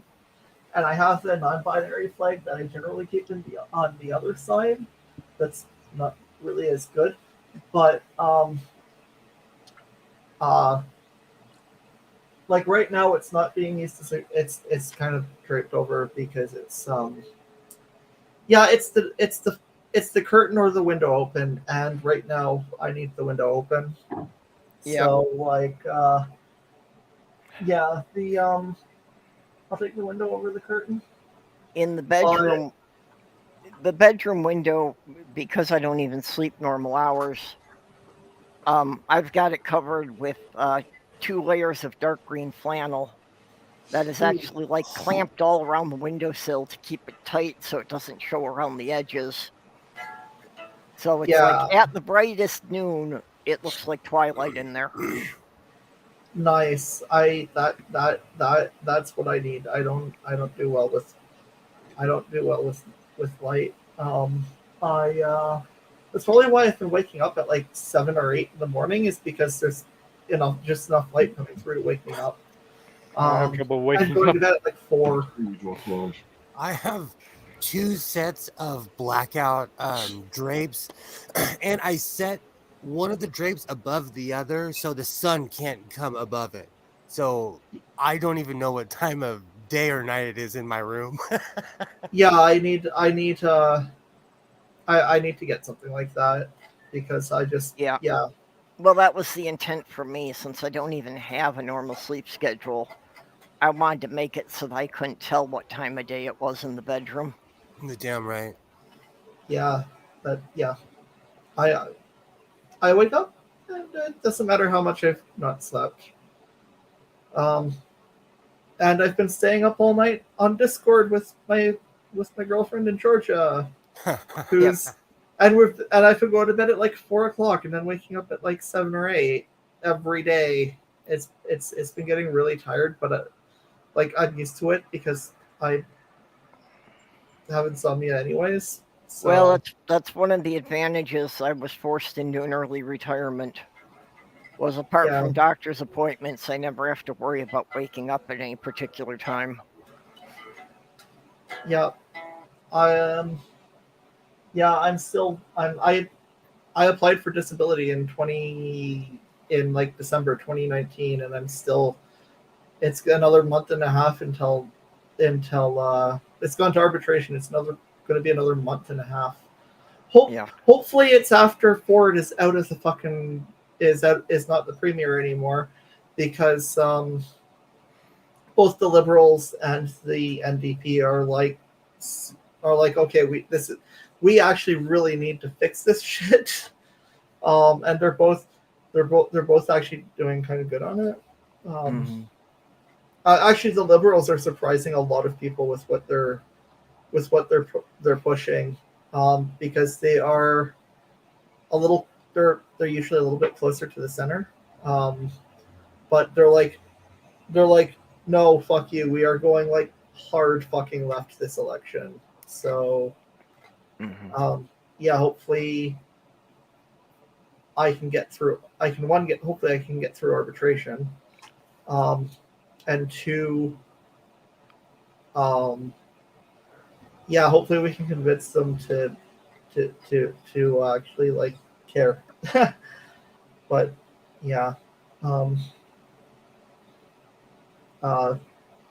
I miss Kathleen Wynne as our premier, but she fucked up. She should have stepped down, and she didn't. And then we got Doug fucking Ford as our goddamn premier. You hear about this guy from Arizona? He's a GOP Senate candidate who wants to ban condoms in all states. Yes, I've heard of that Yahoo. What? Okay, so it's not going to happen here in California. Gavin Newsom just signed some law saying that no matter what happens, abortions will be legal in California. So all that's going to happen is we're just going to have loads more people moving here. Well, what's going to happen is that you're going to have a medical tourist trade there. Yeah, we already do, though, because of Mexico. Yep.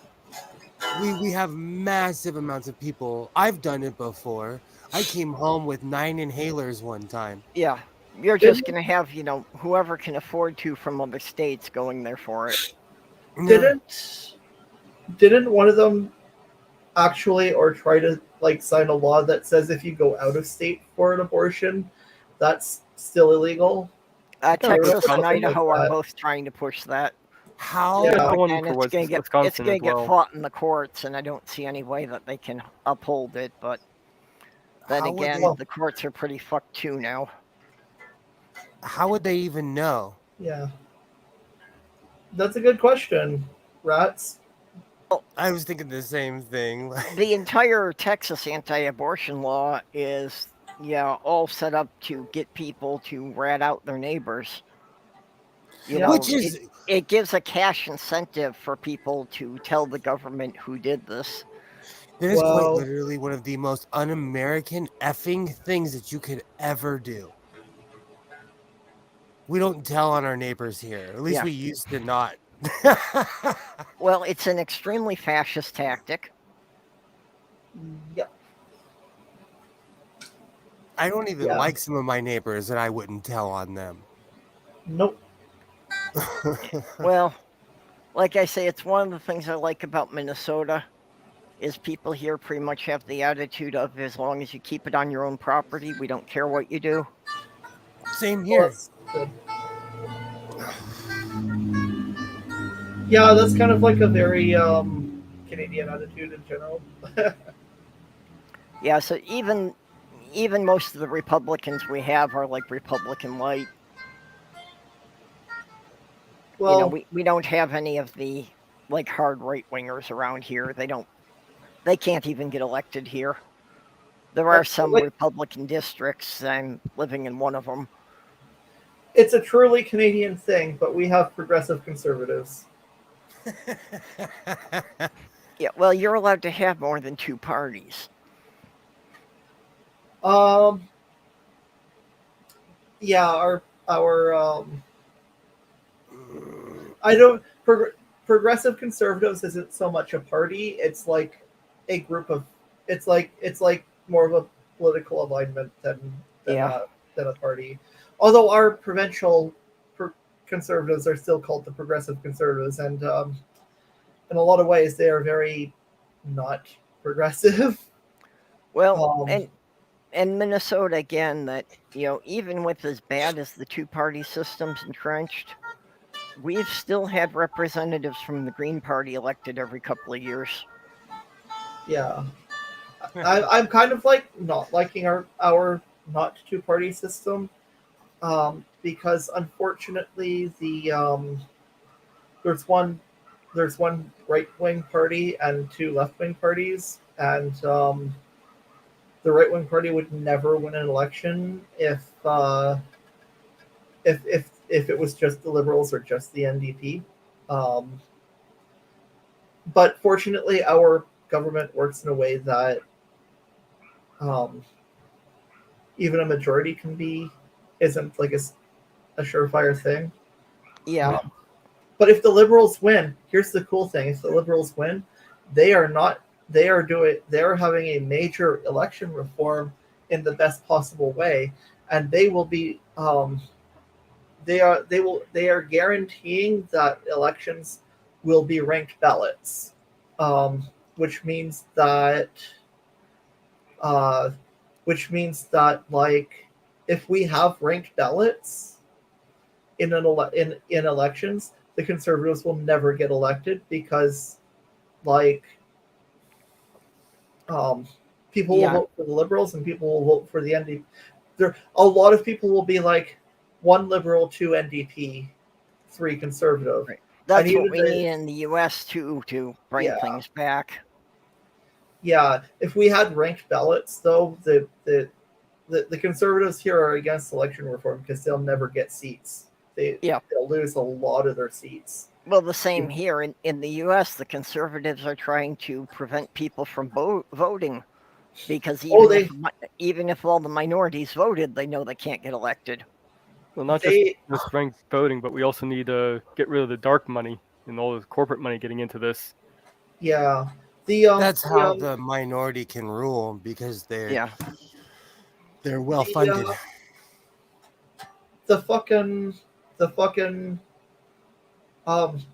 So during our last government, we basically had, in many ways, worse than Trump in our last conservative government, because Stephen Harper was a smart asshole, very politically savvy.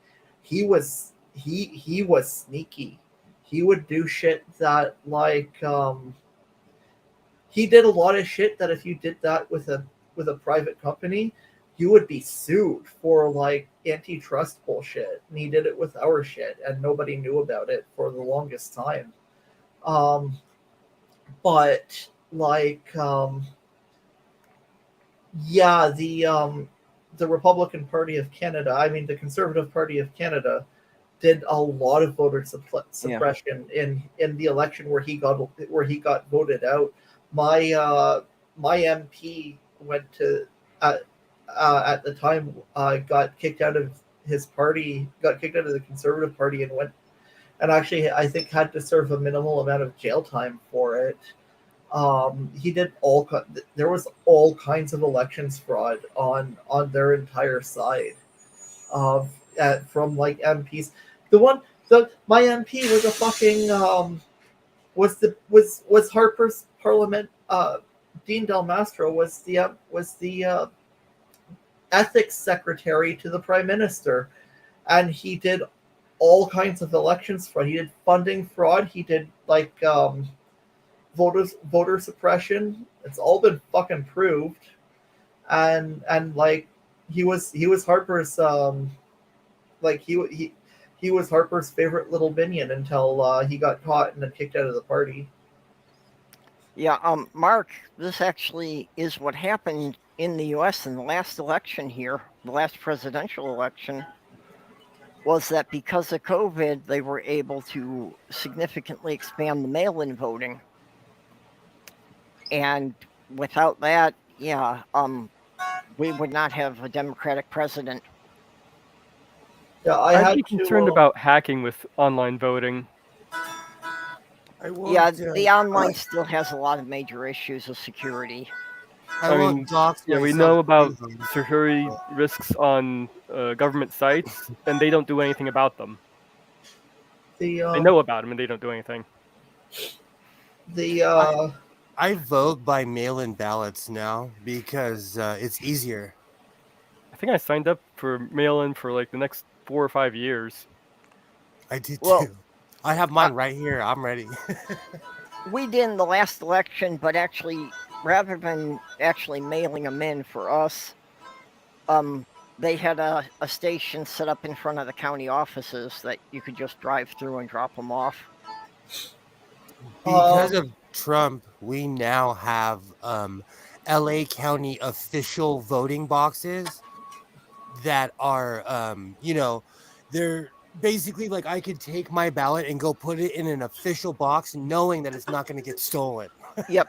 And the Republican Party is trying to make those illegal. Oh, for fuck's sakes. States' rights, though. States' rights. Because the state of California has the right to protect themselves in any way that they seem fit. And I could cry states' rights just like a righty. Yeah. States' rights until it's the other guy's advantage. Yeah, it's so true. It's true.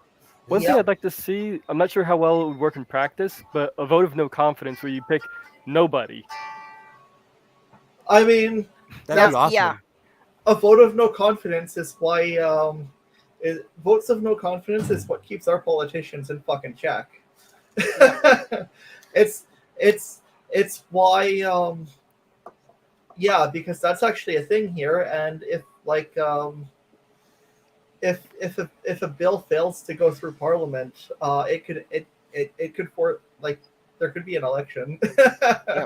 Well, that's what I've said for decades for election reform is one, that every ballot should have a space under the names that says none of the above. And if more than half the ballots cast vote for none of the above, they have to run a new election, and anyone listed on that ballot is banned from running again. Yeah, something like that. I also think that even in years that they're not up for re-election, if we have an election, like all of the representatives should be listed, and if the majority of people vote no confidence, they should be removed from office. I've also wondered if maybe we should have some sort of competency test before you can run. Yeah, the problem with any kind of testing is who's administering the test. We here in my district, we had somebody who was basically kicked out of Congress And I don't know how they can do it, but they're legally running again. It's been like 10 years, but they're running again. Well, they could have been removed from office, but if it wasn't proved they did anything illegal, then they're still eligible to run. Yeah, but he was removed like in the beginning of his term, didn't fight it, and regardless, you shouldn't be able to run again. And he's running because Republicans are popular right now. What If y'all he need wasn't down there is a convicted of a proper crime, fucking he's allowed to parliament. run. Oh, that's crazy. What y'all need down there is a proper fucking parliament, eh? Yeah. Okay, well, we've been going 3.5 hours. I think I should wrap it up here. Sure. So, go around for last words. May, you got anything you want to plug? Anything you want to say? Yeah, I think right after this, I'm going to go start making those videos I've been saying I'm going to make now that my voice is mostly recovered from the Rona. So, yeah, check out my May Gaming channel. I'm going to release one probably tomorrow, and another one the day after, or another one next week on Wednesday. And also, I will be streaming tomorrow on twitch.tv/maygaming. I will be streaming World of Warships. Okay, cool. May, do you have anything to say? Well, thanks for letting me on. It's good for me. This gives me more of a conversation than starting ones that say paper or plastic. Well, I know what you mean. When I lived in Michigan, these online chats were the only intelligent conversation I got. That's why I was doing these. Yeah, this is why I wanted a headset, so I could talk to people and kind of get myself out there a little bit more. Heck yeah. So I guess my last word would be rutabaga. Okay. Okay, Diana, you said you're going to be doing your chat tonight, then instead tomorrow? Yeah, I was just starting to get my equipment ready. 7 p.m. today. And if I had Kate's damn phone number, I'd call her and make sure she knew, that we were actually doing this. So I'll hope that she shows up. And, well, flag her on Twitter is the only thing I could do. Okay, then. That's a good thing. And, yeah, I'll give this a try, see how it works. And maybe I'll even throw up on air. Won't that be fun? Might get you a weird viewership. There you go. Throw me some links to be able to get onto your channel, Diana. Say again, honey? Throw me some links so you can get on, so I can get onto your channel sometime too. Yeah, sure thing. We can do that. Are you a member of the Lavender DM group? No. Okay, you will be. Let's see if I can find you. I don't think I'm in that group either, Diana. Oh, let's remedy that. Yes. Oh, it's no big deal. I'm just saying, like, I'm in quite a few of our like community group chats, but I don't think I'm in that one. Yeah, let's see if we can fix that. Well, that's one she shared fairly recently. Let's see. Okay, Kitty, you have anything you want to plug? There we go. Yay. I know that Godless Granny and I were talking about doing a stream with, the impending destruction of Roe v. Wade. And I think that might be next week, but keep an eye on Twitter for when it'll actually be. But we are going to be having discussion on that because it's a salient and important topic right now. Are seats open on that? Well, I guess talk to Granny. Yeah, I think I will. Yeah, because I got some of my own ideas on that, and they're not very pretty, but that's another story entirely. Okay, Will, what you got going? Let me think. Godless Sewing at the Godless Sewing channel. Come on down. I want to thank all my new subscribers. I have a video out right now. Go check it out. And I make a video once a week. I'm a non-political, non-religious atheist. Check me out. Godless Sewing, Godless Sewing. Okay. Okay, so Mage, you are now on the list. Kitty, you're there. Yeah, I see it. Okay, and I will be on Saturday at 6 with the Chills and be back here next week, Wednesday at noon and Thursday at 10 p.m. And of course, I need to thank all my Patreon subscribers. The Lavender Lady. Who's she? Yep. Was waiting for that. And Ox and Robert X. And thank you, Ox, again for taking care of the moderating and bopping the bots. And Skits Crasher and Jyuni the Apostate. Greg Hartwick and Dog. I appreciate you all helping me out and keeping things going here. Yay! So, and with that, we will bid you all a goodbye, and we will see you all later. Listen to Diana's cat. It's mating season. There